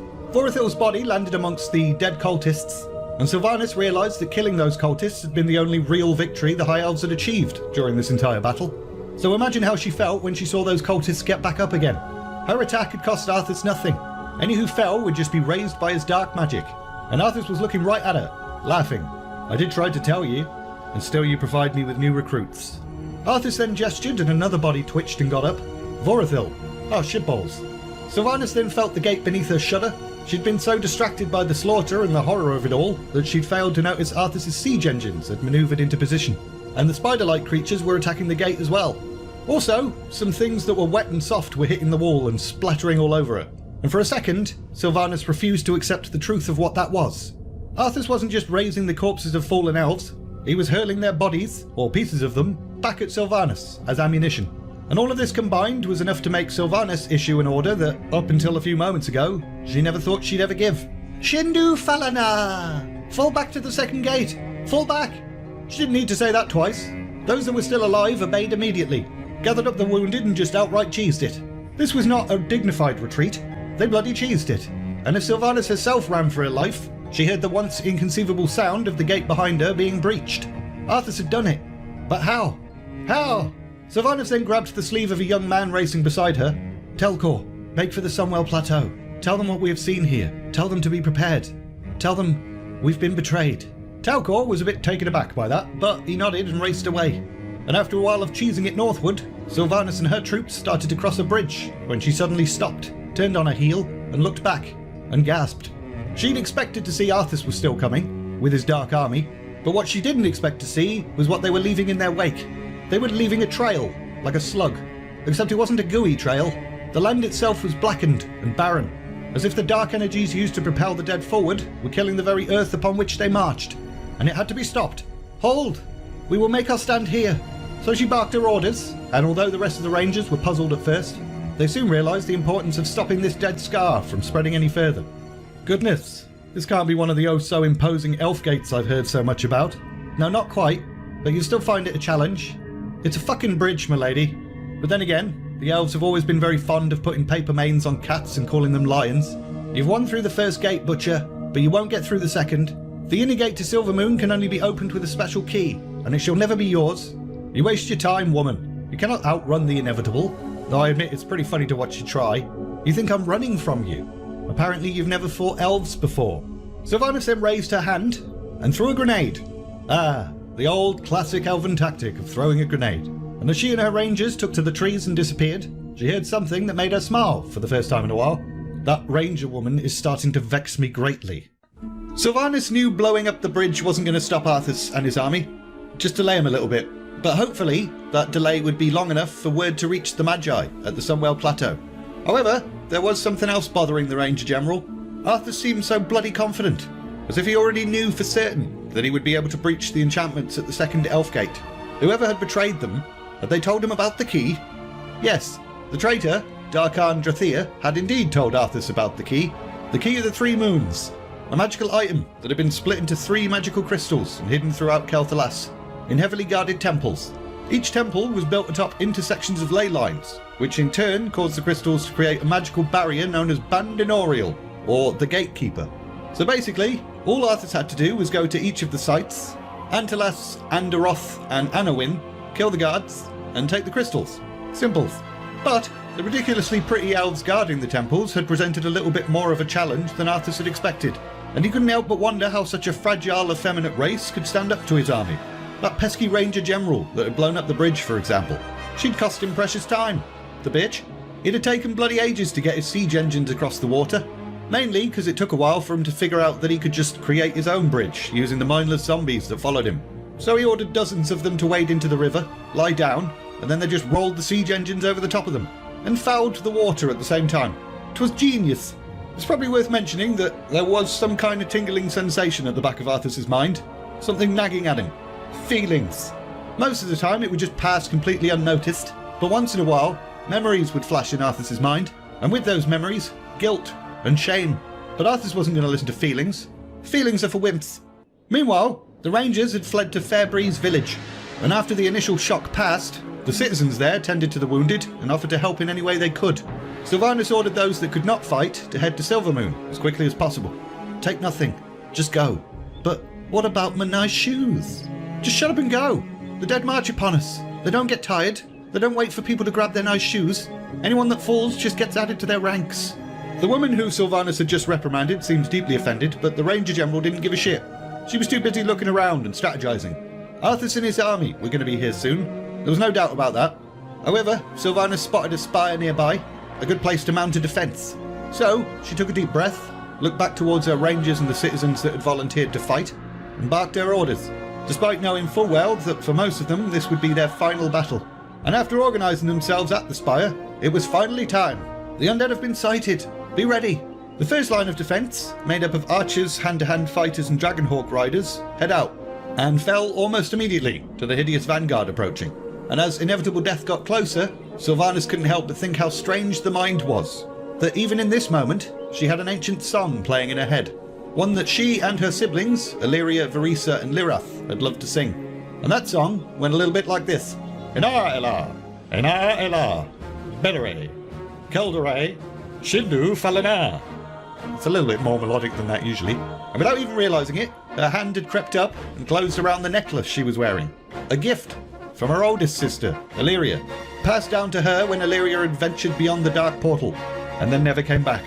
Attack! For Kel'Thuzad! Sylvanas then fought as ferociously as a savage lynx from Eversong Woods, channeling her pain and outrage into violence. She knew she was going to die, but she was going to take as many of these undead twats with her as she could. She was going to keep fighting until they'd utterly destroyed her. But then there was a sudden lull in the fighting. The wall of undead fighters separated, revealing Arthas, sat atop his horse, still staring intently at Sylvanas.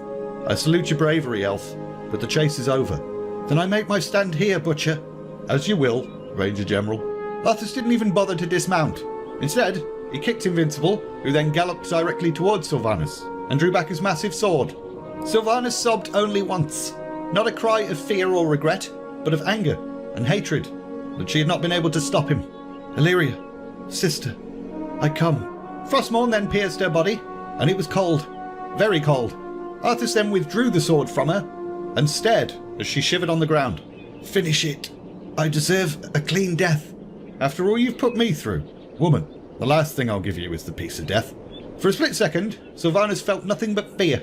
He was going to raise her as one of these grotesque monsters. You wouldn't dare. And then she died. It was soft and warm and comforting. At last, she could rest. But a sudden agony then shot through her. This was no normal physical pain. This was pain of the spirit. Her soul was being torn from her lifeless body. It was bloody awful.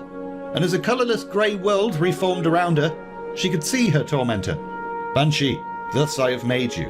You can give voice to your pain, Sylvanas. I'll give you that much. And in doing so, you shall cause pain to others. So now you, troublesome ranger, shall serve. Sylvanas, absolutely terrified, glanced down at her own broken and bloodied corpse, gazed into her own dead eyes, and then looked back at Arthas. I will never serve you, Butcher. However, Arthas twitched his finger ever so slightly, and once again, Sylvanas felt excruciating pain shoot through her. She was utterly powerless before him. A tool, and there was nothing she could do about it. Your rangers serve as well. They are in my army now. It did not have to be this way. Your fate, theirs, and the rest of your people's rests upon your choices. It's your fault, Banshee. And so, the battle was over, and they'd lost it, obviously. Arthas was now marching onwards to the Sunwell itself. Sylvanas' body had been gathered up and flung onto one of the many meat wagons, and she was floating alongside her new boss man, like a shiny new toy, and she was beginning to hear the whispers. At first, she wondered if she'd gone insane. She'd been through a lot, it was entirely possible, but it soon became apparent that this voice was not just in her head. For my glory you will serve, for the dead you will toil, for obedience you will hunger. Arthas is the first and most beloved of my death knights. He will command you forever, and you'll bloody love him. He may control my actions, but he will never break my will. Soon, the dead army had reached Silvermoon itself. Citizens of Silvermoon, I have given you ample opportunities to surrender, but you have stubbornly refused. Know that today, your entire race and your heritage will end. Death itself has come to claim you. Arthas even paraded the body of Rangers General Sylvanas Windrunner about, right in front of the Silvermoon citizens, but they still didn't surrender. And so, Arthas and his Scourge reduced the beautiful city of magic and high elves and stuff to rubble, basically. Those that fell within the city were raised to serve, and then on they all went, leaving the blackened dead scar in their wake. Sylvanas had at least hoped that the channel between Silvermoon and Kel'Thuzad would prove an impassable barrier for Arthas. Despite the size of his army, he still didn't have enough peeps to create another corpse bridge, but the twat still figured out a way. He simply cast Frostmourne into the water and created a huge bridge of ice, and then crossed that. And once on Kel'Thuzad, Arthas faced the beloved king of the High Elves himself, Anasterian's Sunstrider. Sylvanas desperately hoped her king would be victorious, but she knew deep down he wouldn't be. He was thousands of years old, and with her new spectral sight, she could see a frailty about him that she'd never noticed before. But he still managed to piss Arthas off a little bit. Wielding the ancient weapon that had been passed down through his family, Felamalorn, or Flamestrike, he waited for Arthas to rush towards him atop Invincible, stepped out of the way at the last minute, and then sliced Invincible's front legs off. And as Arthas picked himself up off the ground and turned towards the Elven King, his face was full of rage. He rushed the old bugger, shattered Flamestrike, and then used Frostmourne to rip Anasterian's soul right out of his body. And don't worry, Arthas then just went over to Invincible and used dark magics to regenerate the horse's legs, so it's fine. Not so fine if you're more worried about the High Elves, though. They were pretty much done. About 90% of all High Elves were genocided during this attack. There's never been an official population number given out, but 90% is 90% in it, however you look at it. And Sylvanas had been forced to watch the whole thing, even participate in some of it. So as you can imagine, she probably made that ree noise quite a few times. It's probably why she rees so much in the first place. And finally, Arthas reached the Sunwell, and poured Kel'Thuzad's remains into the swirling golden vortex of power. And even after everything else Sylvanas had witnessed that day, she was still kind of stunned by what emerged.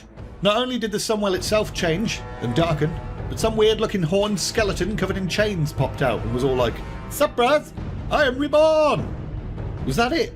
Her home, her race, everything, destroyed, just to raise this one bloke.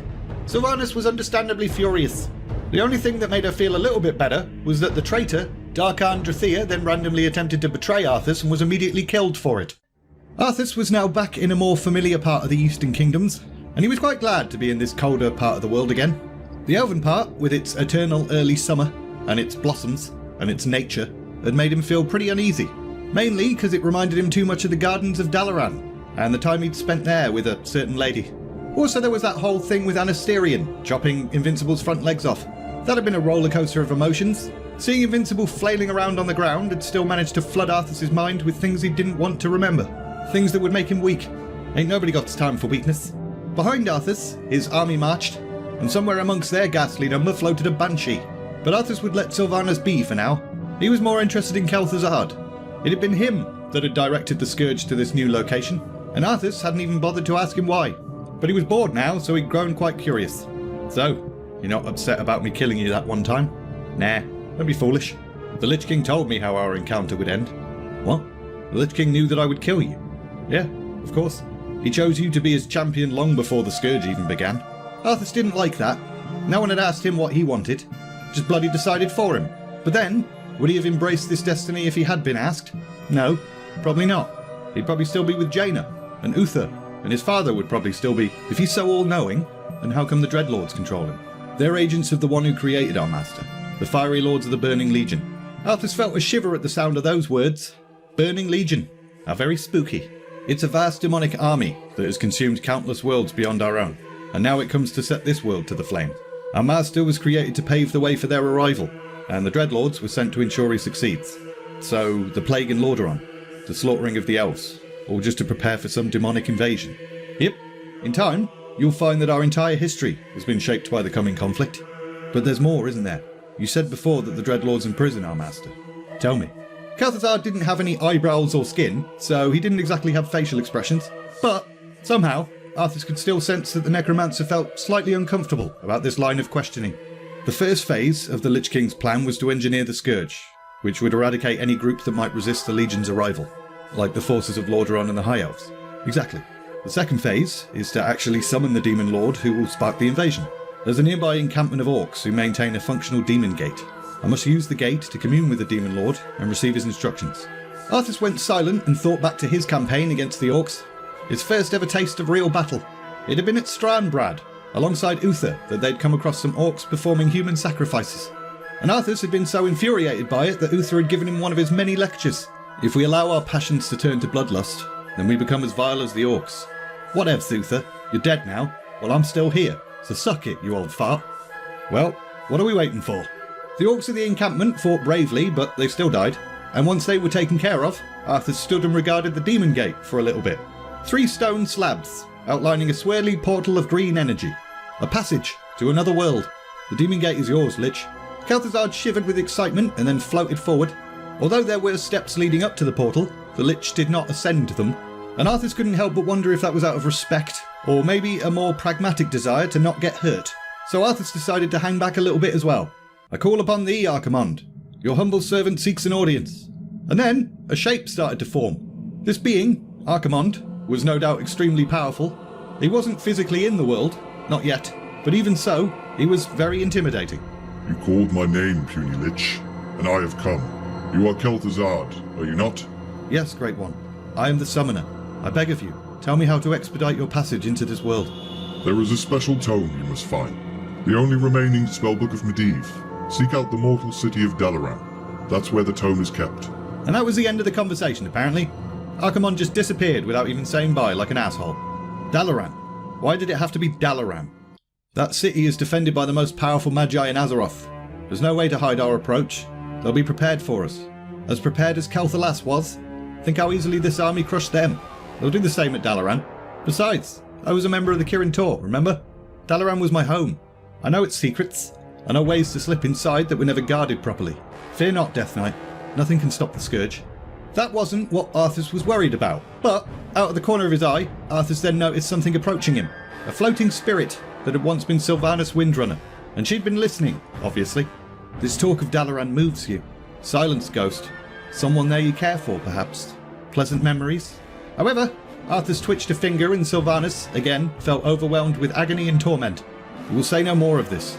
Let us be about our task. Sylvanas didn't press her luck by saying anything else, but on her pale ghostly face was a smirk. Meanwhile, I can help. You have other duties. Duties I, and Terenith, like rest his soul, both ignored.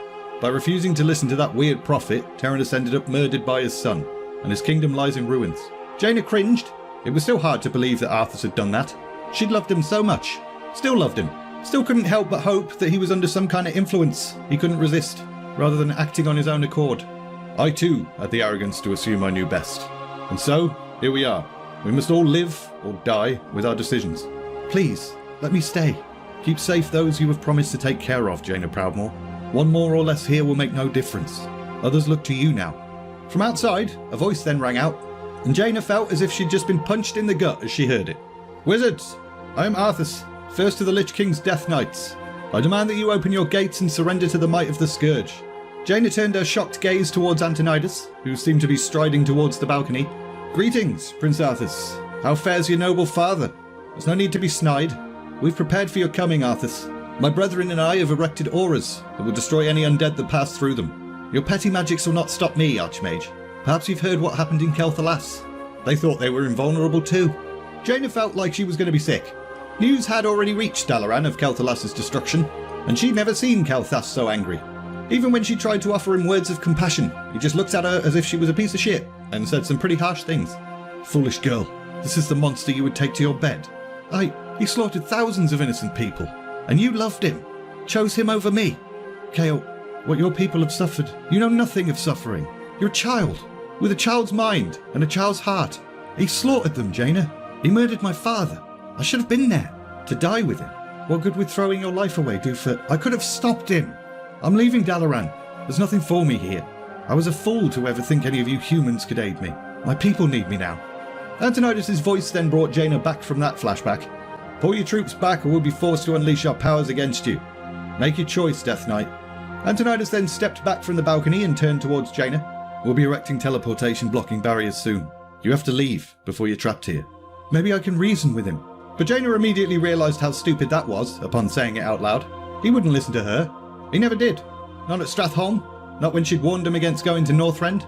So, she took a deep breath, took a step back. I'll take care of our people. And then she was gone. It didn't take long at all for Arthas to get what he'd come for. A couple of hours at most. They'd snuck into Dalaran using Kel'Thuzad's knowledge of the place, taken the Book of Medivh with relative ease, and then snuck out again.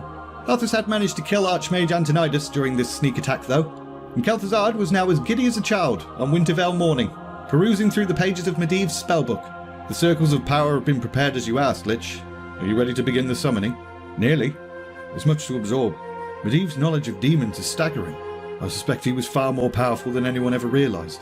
Before Kel'Thuzad had even finished speaking, Tichondrius appeared, out of nowhere. Not powerful enough to escape death, that's for certain. Suffice to say, the work he began we will finish, today. Let's get this summoning done, shall we? And then he was gone again. But those words had obviously been enough to give Kel'Thuzad a kick up the arse. He floated into the centre of a glowing arcane circle, and then turned his gaze back to Arthas.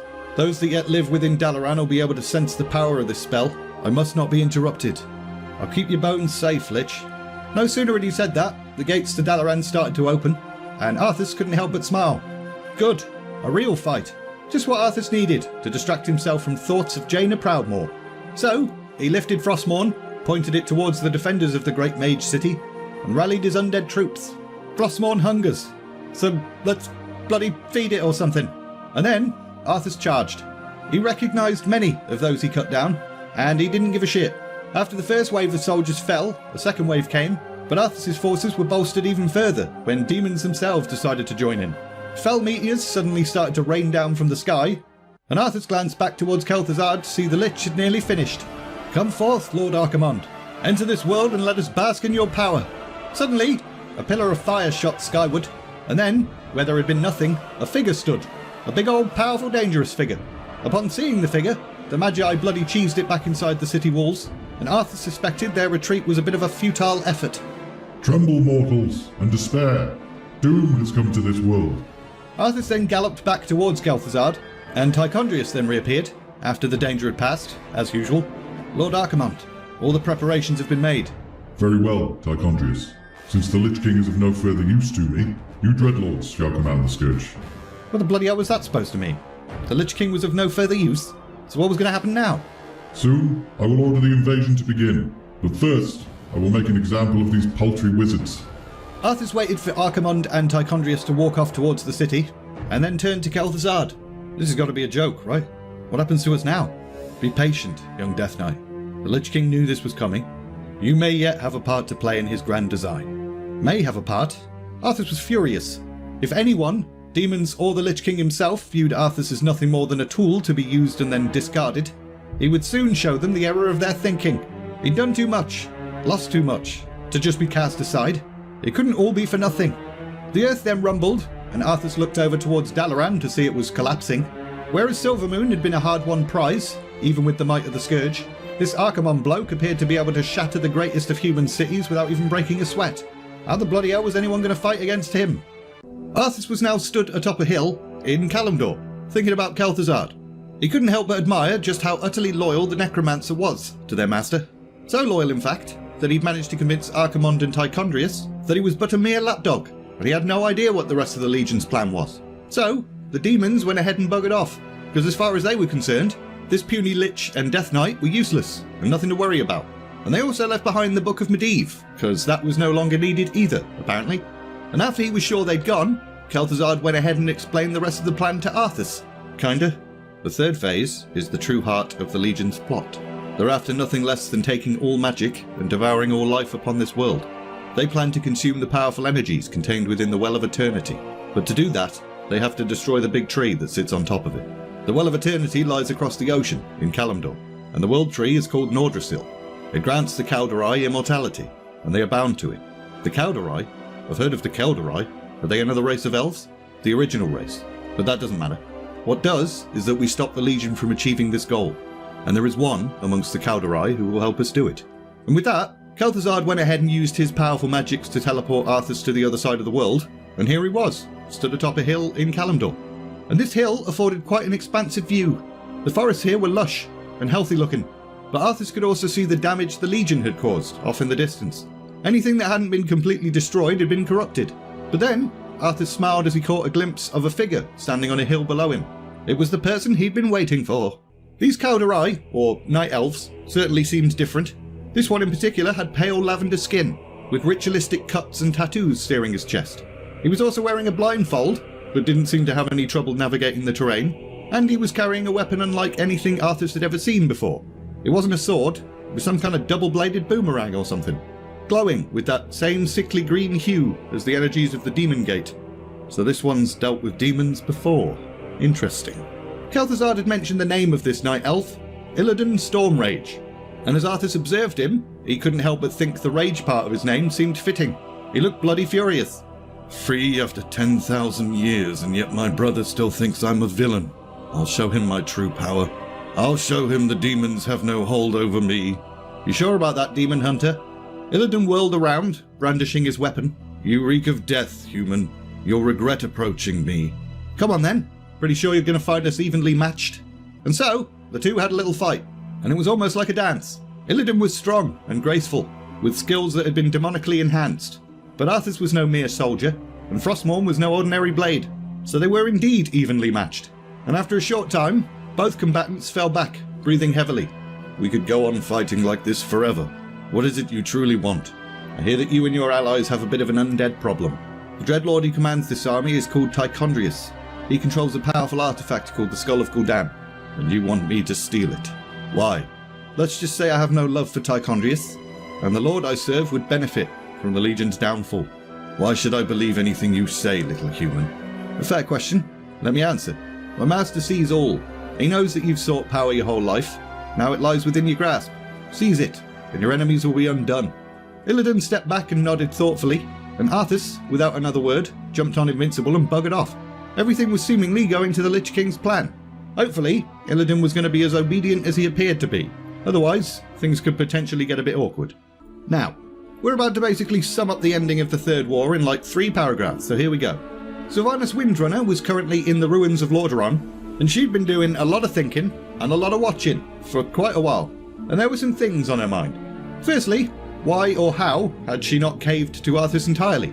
All the others had, but she still maintained her will, or some of it anyway. Was it her own strength, or was it because he just enjoyed tormenting her? Either way, she was determined to have the last laugh. Secondly, Sylvanas had been paying very close attention to Arthas and Kel'Thuzad's plot against the demons, mainly because anything Arthas revealed about the way he thought and the way he fought would be very useful when the time for vengeance came. It was very interesting that Arthas had decided not to slay Tichondrius himself, like he had Mal'Ganis. Instead, he tricked some night elf into doing his dirty work for him, and that night elf, presumably, went ahead and did that, although Arthas has heard nothing from him since. And thirdly, as for that demon lord Archimonde, he'd seemed so powerful when he destroyed Dalaran with a single spell, and yet he'd failed, fallen to the power of the life he'd come here to consume in the first place, whilst humping a tree. Sylvanas now hated the living just as much as the Legion did, so she had mixed feelings about what had happened. Night elves sacrificed their immortality to defeat Archimonde. The pure focused power of nature destroyed the demon from the inside, and with him dead, the Legion's invasion was over. Thanks for thinking a whole bunch of exposition, Sylvanas. Anywho, it's been months since we last heard from Lord Archimonde. I grow tired of watching over these undead. What are we still doing here? We were charged with overseeing this land. It is our duty to remain here and ensure the Scourge is ready for action. True, though we should have received some kind of orders by now. I don't know why I'm giving these three separate voices. Sylvanas could hardly believe what she'd just heard the three Dreadlords, Deatharok, Balnazar and Varamathras discuss. So she turned to Kel'Thuzad, even though she bloody hated the prick. The Legion was defeated months ago. How could they not know? No idea. But the longer they remain in command, the more they run the Scourge into the ground. If something is not... The sudden sound of a gate being battered and broken interrupted the Lich. Both he and Sylvanas turned at the noise to see Arthas emerge, looking all smug. Greetings, Dreadlords. The three demons stared at the approaching prince, a little bit confused as to what the bloody hell he was doing there, but also a little bit outraged by his insolence. Cheers for looking after my kingdom. However, I won't be requiring your services anymore. But this land is ours. The Scourge belongs to the Legion. Not anymore, you idiot. The Legion is undone. Your deaths will finalise the whole thing. Still grinning, Arthas lifted Frostmourne, and the runes along its blade danced and glowed. This isn't over, human. The three Dreadlords proved too fast for Arthas, and as a result, Frostmourne sliced through empty air. They'd escaped through a portal, and although Arthas scowled at first, his smug grin soon returned as he realised he had them on the run. It was only a matter of time before they were dead. He then looked at Sylvanas and Kel'Thuzad and beckoned them over. We knew you would return to us, Prince Arthas. How lovely. Did you too know I would return, little banshee? I did, Prince Arthas. You will address me as king. This is, after all, my land. I was born to rule, and I shall, once the... Arthas's eyes widened, and his face contorted in pain, and Sylvanas watched. This was the best thing she'd seen in a long time. She had no idea why he was suddenly suffering, but she bloody loved it. What is happening to me? King Arthas, do you need assistance? But then, Arthas composed himself a bit. No, the pain has passed, but something's changed. My powers have diminished. Something is terribly wrong. The pain took him again, and his body spasmed. Kel'Thuzad fluttered around like a fussy nursemaid, while Sylvanas continued to just watch. Take me to my quarters! I need rest! I have a long journey to prepare for. Sometime later, Sylvanas was now in Silverpine Forest. After Arthas had been ushered off for some rest and stuff, Sylvanas had sent one of her underlings, another banshee, to speak with the Dreadlords that had fled Lordaeron. For some reason, Arthas had given the former Ranger General command and control over the rest of the Kel'Thuzad women that he'd turned into banshees, and that was a really dumb thing to do. Anyway, the demons had accepted Sylvanas' emissary with pleasure and arranged for this meeting. Lady Sylvanas, we are pleased that you have come. How could I not? For some reason, I no longer hear the Lich King's voice in my head. I imagine you Dreadlords know why. The Lich King is losing his power. As it wanes, so too does his ability to command undead. And what of King Arthas? What about his powers? His runeblade carries powerful enchantments, but his own powers will fade in time. It is inevitable. Sylvanas knew better than to underestimate Arthas. You seek to overthrow him, and you want my help to do it. The Legion may be defeated, but we are the Nathrezim. We will not be bested by some upstart human. You may have been watching us, little ghost, but we've been watching you as well. You hate him. We are united in that much, Dreadlord. I will take part in your coup, but I will do so in my own way. I will not exchange one master for another. If you want my help, then you must accept that. Then we shall slay the Death Knight together. Arthas was now in his quarters, trying to figure out what the bloody hell was going on. When the crippling pain had struck him, Arthas had witnessed a vision of the being he served, the Lich King. And in this vision, his master was alone in a vast cavern, imprisoned in ice, just as Frostmourne had been. However, his icy prison had been fractured, as if someone had broken a piece off or something, and his voice sounded very much like someone crying out in torment. Danger draws near the frozen throne. Power is fading. Time is running out. Return to Northrend immediately. Obey. Also, with each pain attack, Arthas felt weaker and vulnerable, and that concerned him quite a bit. He'd not felt weak and vulnerable for a while, so he got up and head out to find Kel'Thuzad and have a little chat. The sieges have been getting worse. Yes, with my powers drained, I can barely command my own warriors. The Lich King warned me that if I didn't get to Northrend soon, all could be lost, so we should probably get going. Of course, Your Majesty. You have not and will not be forsaken. We'll leave as soon as you... There's been a change of plans, King Arthas. You're not going anywhere. The fact that Arthas hadn't even sensed the intrusion from the three Dreadlords was proof that his powers were indeed weakening. It's a trap! Defend your king! But Kel'Thuzad's call to action was drowned out by the sound of the main gate slamming shut. Arthas drew Frostmourne, and was a little bit surprised to find that it felt heavy. Not perfectly balanced as all things should be. Undead then rushed towards Arthas, and he had to use every bit of strength he possessed to fight back. Not just because he was weakened, but because he hadn't really been expecting his own peeps to turn on him. We've assumed control over the majority of your warriors. It seems your reign was short-lived, King Arthas. Arthas gritted his teeth and somehow managed to dredge up some more energy, but he was still vastly outnumbered. There are too many of them, my king. Flee!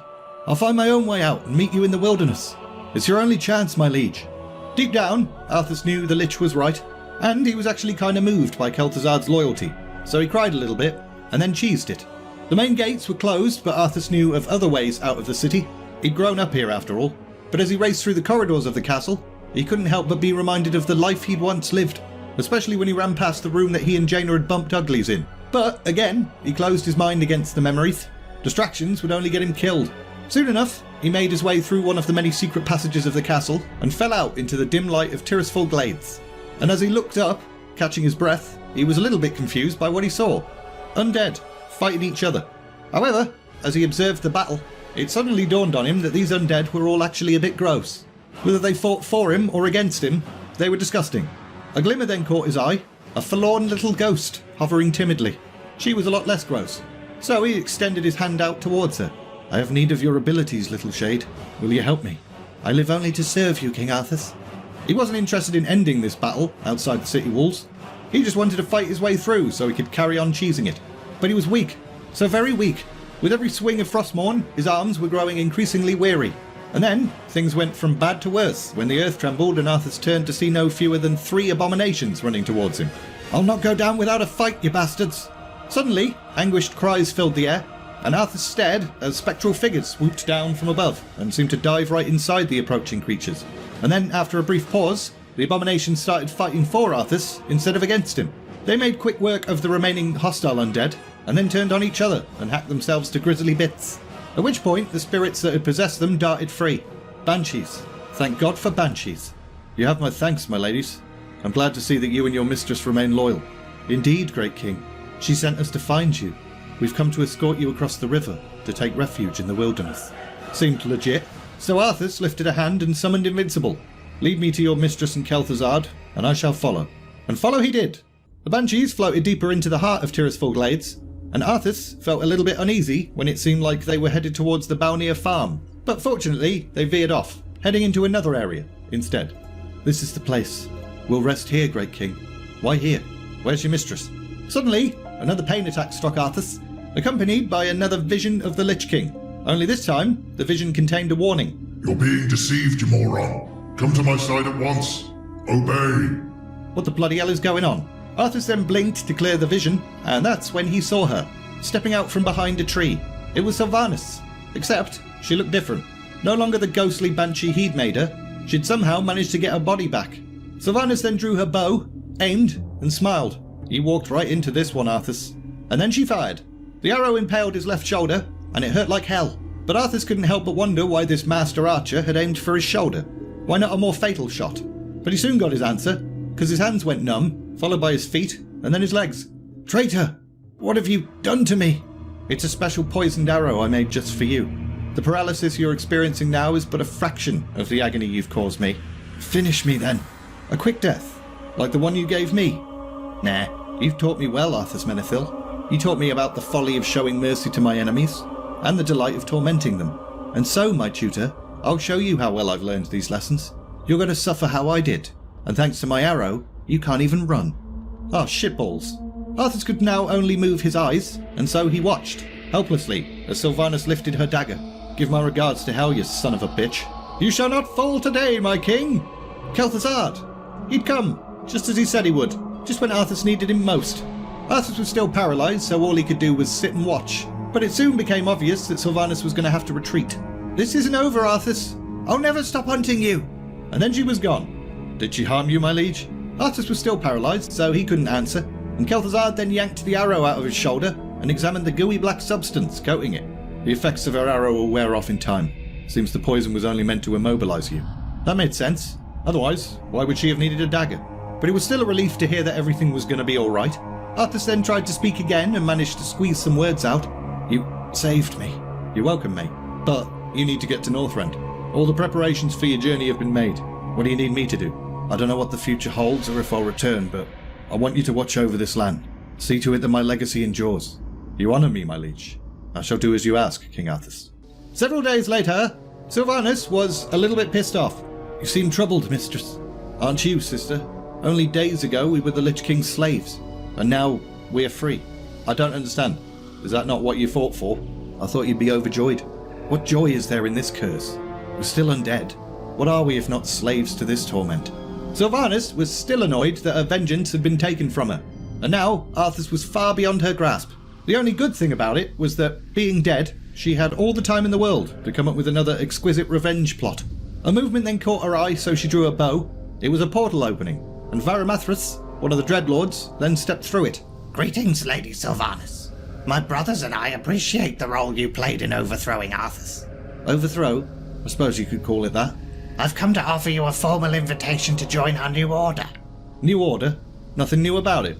Same subjugation, different master. My only interest was in seeing Arthas dead. I failed in my first attempt at this goal, so I'll be concentrating my efforts on succeeding the next time. I have no time for your petty politics or power-mongering. Careful, milady. It would be unwise to incur our wrath. We are the future of these plague lands. You? The future? Kel'Thuzad was left here for a reason. You really think you can win against a lich reborn by the very essence of the Sunwell itself? I've lived as a slave long enough, Dreadlord. I have my own will now. I won't relinquish my freedom by shackling myself to you pathetic fools. So be it. Our reply will come soon. And then he was gone, although he did manage to shoot Sylvanas a bit of stink eye before teleporting away. He'd been easy to anger. Interesting. Maybe she could use that. Sylvanas then returned her thoughts to the only thing that really mattered. To defeat Arthas, she was going to need more than a handful of banshees. She was going to need an army. She even had a name in mind for them. The Forsaken. And she had an idea of where to go to build this army. Lordaeron. She and the Forsaken would find their own path in this world, and slaughter any jerk that stood in their way. As Arthas arrived in Northrend, he kind of felt like it was a homecoming of sorts. Last time he'd come here, he had vengeance in his heart, hell-bent on killing the Demon Lord responsible for turning his people into zombies. And now, he himself ruled over the zombies. How strange. The twists and turns of fate. Arthas could also feel the Lich King's presence, not in his mind, or speaking to him through Frostmourne. His master was physically in this land, and he was in trouble. My lord, we have company. Through the snow, Arthas could just about make out the approaching golden-red shapes, and as they got closer, his eyes narrowed in surprise and anger as he realised what they were. Dragonhawks. I must say, I'm surprised to see Kel'Thuzad here. I would have thought the cold too unpleasant for such a delicate people. You do not see Kel'Thuzad here, for we are the Sin'dorei, the Blood Elves, sworn to avenge the ghosts of Kel'Thuzad. This dead land will be cleansed, and you, Butcher, will finally receive your just punishment. Arthas was amused. The number of these Blood Elves was not insignificant, but Arthas knew he was most likely looking at all that remained of a nearly extinct race, and they'd come here, just for him. Northrend belongs to the Scourge Elf, and you will all soon join them. And then, Arthas and his undead forces charged. Frostmourne was a bit peckish again, and with each soul it consumed, Arthas could feel himself gaining energy and strength. And sometime into the battle, Arthas suddenly heard a voice call out from a hill above. Slay them in Ithil's name. Even after everything he'd seen and done, the voice still gave Arthas chills. He risked a glance upwards and was a little bit surprised to see that it was in fact Nerubians that were pouring forth towards the battle. And with them bolstering his ranks, it didn't take long before Arthas was standing in a sea of red and gold-clad bodies, which he then proceeded to raise to join his own army. More soldiers for the one we... Oh wow, you're a biggin. The leader of the Nerubians, an Uberak, was quite a bit larger than those it commanded. Looked like some kind of massive beetle, and it was now looming right over Arthas, gazing down at him with multiple eyes. Thanks for your assistance. The Lich King sent me to aid you, Death Knight. I am an Uberak, ancient king of Asgol Narub. Right, great. We should probably hurry to Icecrown, since our mass is in danger. I will gather the rest of my people. We will march together. An Uberak then scurried off, and Arthas suppressed a shudder. He then continued to raise more dead elves, until he came across one that had been ripped limb from limb. These elves are pathetic. It's no wonder we destroyed their homeland so easily. Pity I wasn't there to stop you. It's been a long time, Arthas. Arthas grinned, as he realised who that voice belonged to. Prince Kel'Thas. Arthas Menethil. I would spit at the thought of your name in my mouth, but you aren't even worth that. What? Jesus, even your insults have a stick up their arse. Glad to see you haven't changed, as useless as ever. Here's a question for you. Why weren't you at Kel'Thuzad anyway? Content to let other people die for you whilst you sat cosy in Dalaran? I should have been there. Instead, I was trying to help humans fight the Scourge. But not anymore. Humans can suck a bag of dicks. I stand only for the Cinder Eye now. You're going to pay, Arthas, for what you've done. You know, I'm actually enjoying this bit of bants. I must say, though, I'm disappointed in these elves you lead. I was hoping for a better fight. Must have already killed all the ones with spirit. What you faced here was merely a scouting force. Don't worry, you'll have a good challenge soon enough. I assure you, defeating Lord Illidan's army will be far more difficult. Illidan? He's behind this invasion. Oh, shite. Arthas knew it would have been a better idea for him to kill Tichondrius himself. Our forces are vast, Arthas. Even now they march upon Icecrown Glacier. You'll never make it in time to save your precious Lich King. Consider this payment for Kel'Thuzad and other insults. Other insults? Oh, you mean Jaina. Would you like details of these other insults, Kale? How she felt? How she tasted? Suddenly, a pain attack that was much more severe than any previous one hit Arthas and he fell to his knees. And again, witnessed a vision of his master, the Lich King, or Nizul, as Anubarak had named him. Stop being a dickhead and get to Icecrown. Obey! Are you well, Death Knight? My powers are weakening, but I'll be alright. Where'd Kel'Thuzad go? Gone. Teleported away. Well, that's weird. I hate to admit it, but he was right though. They're closing in on our master. We'll never reach the glacier in time. Overland? Perhaps not. But there is another route we could take. Our kingdom lies deep below us and could provide us a direct shortcut. You're certain we can reach the glacier through these tunnels? Nothing is certain, Death Knight. The ruins will be perilous, but it's worth the risk. And so, off they went. Anubarak led his own subjects, Arthas, and the Scourge forces north. And it took bloody ages. But eventually, they reached the gates to Azjol Narub.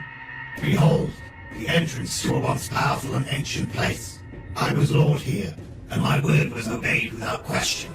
I bowed to no one, but things change. I serve the... Yeah, alright mate, can we just go inside already? When Arthas trudged out into the light, finally exiting the ancient and deadly Nerubian kingdom, he knew two things. Firstly, he really hoped that the shortcut had bought him enough time to defend the Lich King. And secondly, he never, ever wanted to go back down into those tunnels ever again. Because making his way through them had been a right ball ache. Almost immediately after entering the tunnels, Anubarak, Arthas and their combined forces were attacked by spiders, and the ensuing battle was like a scene out of Starship Troopers or something. Why are they attacking us?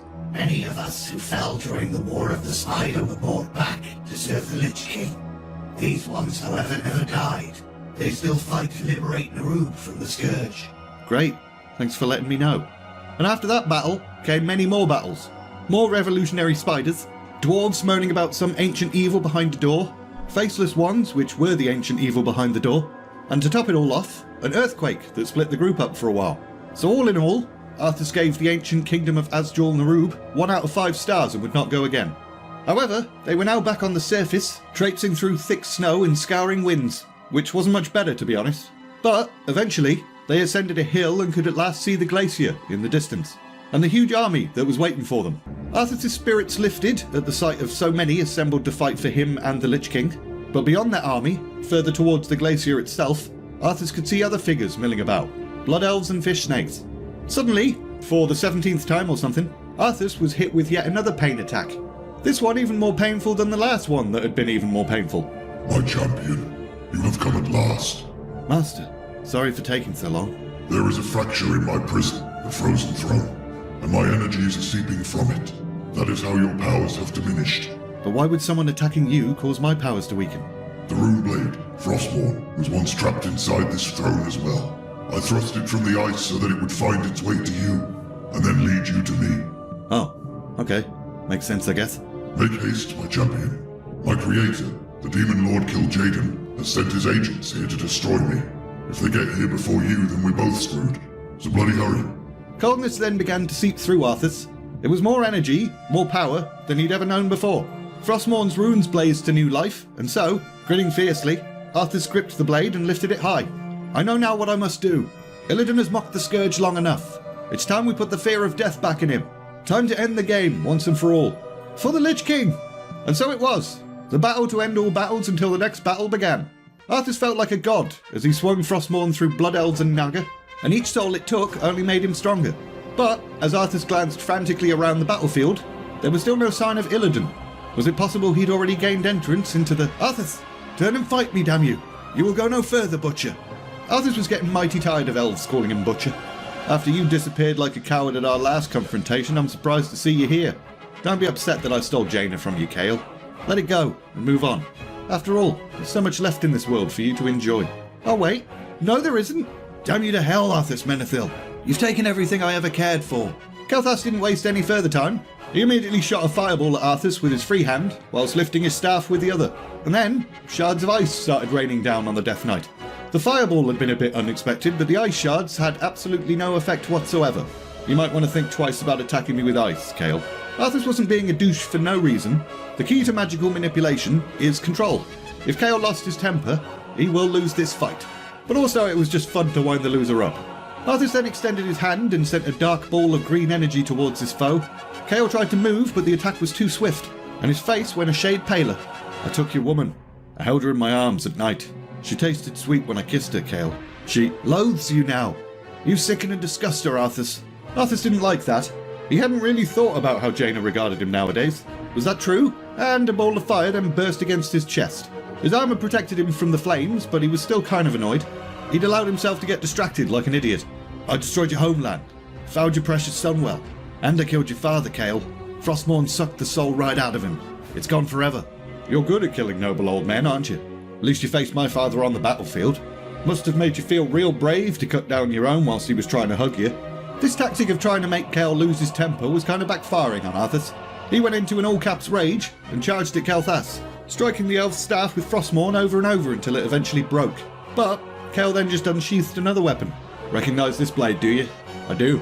I saw it snap in two just before I killed your father. Well, I had it reforged. Reforged things are shit, elf.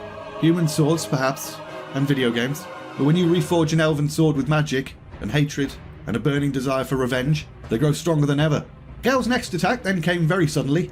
One minute he was rambling about his sword, and the next, Arthas was fighting for his life, and then slipped and fell, and Kel'Thuzad lunged in. However, Arthas then recalled his dwarven trainer's favourite trick, the old kick someone in the belly technique, so he did that and sent the mage hurtling backwards. The Death Knight then flipped to his feet, strutted over, and put Frostmourne to Kel'Thuzad's throat. She hates you. Arthas roared with fury and shoved his blade down with all his strength, but Kel'Thuzad was gone, again, teleported away like a coward. And although Arthas was angry, he knew he'd already wasted way too much time focused on the wrong foe. It was time to find Illidan and end this, but as he looked around, he still couldn't see the bugger. However, his attention was caught by the back of what looked like a Dreadlord, with big black wings and cloven hooves. I've defeated your kind before, Dreadlord. Turn and face me if you dare, or flee into the nether like the coward you demons are. The figure then turned slowly, revealing massive horns on its head, and a blindfold covering its eyes. Hello, Arthas. Illidan. You look different. Guess the Skull of Gul'dan didn't agree with you. On the contrary, I've never felt better. I suppose I should thank you, Arthas. You can thank me by sodding off then. Just leave and never return. We both have our masters, boy. Mine demands the destruction of the frozen throne. It would seem we're at odds. Illidan then lifted his warglaives, and Arthas realised that this demonic night elf was probably not going to sod off, which was a shame. The fight with Kel'Thuzad had taxed him a little bit, whilst Illidan showed no hint of weariness whatsoever. Your troops are either in pieces or part of my army. You'll end up one or the other. I'm stronger than you know, and my master created yours. Come, pawn. And so, another battle to end all battles before the next battle began. Arthas charged, Frostmourne glowed, and Illidan just smirked as he held his ground. The elf had indeed changed since absorbing the Skull of Gul'dan. For example, he was physically stronger, so much so that just a simple shove sent Arthas flying. But Illidan didn't even give Arthas a chance to fire back some sass. He was relentless. All the Death Knight could do was focus on parrying blow after blow from the Night Elf's glaives. But then, suddenly, Illidan was gone. What the bloody hell? Arthas then realised he could hear flapping overhead, so he looked up. These warglaives, the twin blades of Azeroth, belong to a powerful demon captain, one that I slew 10,000 years ago. How long have you wielded your pretty blade, human? How well do you know it? Illidan was obviously trying to unsettle Arthas, but unfortunately for him, his words actually invigorated the Death Knight. Frostmourne was not just a sword, it was an extension of Arthas himself. He knew it just fine, thank you very much. As Illidan dropped down, Arthas countered, and then felt it as Frostmourne bit deep into flesh, and smiled as the demon screamed in agony. But it wasn't over yet, because Illidan's body then seemed to shift and darken and grow, like he was going through some kind of metamorphosis or something. You gave me this gift, this power, and it will destroy you. The next thing Arthas knew, he was on his knees, and in quite a lot of pain. A beam of fellfire had shot right out of Illidan's eyes, and it burned. Even Frostmourne's glow had dulled. But as the fire faded, and Illidan swooped in, Arthas heard the ancient rune blade whisper a little bit of encouragement. Frostmourne was his, and he was its, and so united, they were invincible. Just as Illidan lifted his blades for the kill, Arthas lifted Frostmourne, and shoved it right into the bastard. Illidan then fell to the ground, his chest rising and falling in gasps, and blood gushing from him. And Arthas considered delivering a killing blow, but then decided to let the merciless cold of this place do it for him. There was a greater need burning in him now. He didn't know how he knew it, he just knew that something was about to fundamentally change. So he took a deep breath, steeled himself, and entered the cave leading towards the throne chamber of his master. Arthas' life then flashed before his eyes as he continued to approach, or key moments of it anyway. Moments he'd shared with Uther, and Jaina, and Muradin. But even with all these memories tugging at him, there was one voice that was stronger than all the others. My moment of freedom comes, and with it, your ascension to true power. Return the blade, complete the circle, and release me from this prison. This was the moment it had all been leading to. Arthas lifted Frostmourne, started to run towards the throne, and then roared as he swung the blade down with all his strength. The icy prison shattered, but weirdly, the armoured figure of the Lich King inside seemed to shatter as well, falling apart before Arthas' stunned gaze. It was empty. He stared down at the helm that was lying at his feet, and a deep shiver passed through him. All this time, had he been chasing a ghost? Had the Lich King ever really been here? Had this ghost he'd been chasing been himself? So many questions, so little answers. But one thing did seem clear to Arthas. Just as Frostmourne had been for him, so was this armour. So he bent down, picked up the helm, and then slowly lowered it onto his head. And then boom! The very essence of the Lich King pierced his heart and stopped his breath. And through closed eyes he saw everything. All that Nizul had known and seen and done. For a moment, Arthas feared that he'd be overwhelmed by it, that this had been nothing more than a trick for the Lich King to get himself a fresh new body. So he braced himself for a battle for control, but there was no battle, no struggle. Nizul wasn't taking over, simply merging. Now, we are one. Yeah, you bitch! And we're leaving it there! Still here, are you? Cheers, mate. Hope you enjoyed it. It's not my intention to just sort of give other people's hard work away for free, so there's a link in the description if you want to buy this book. There's other links to my stuff as well, but who cares? If you enjoyed this video, like, subscribe, all of that bollocks, and all there's left to say is, thanks for watching, and see ya!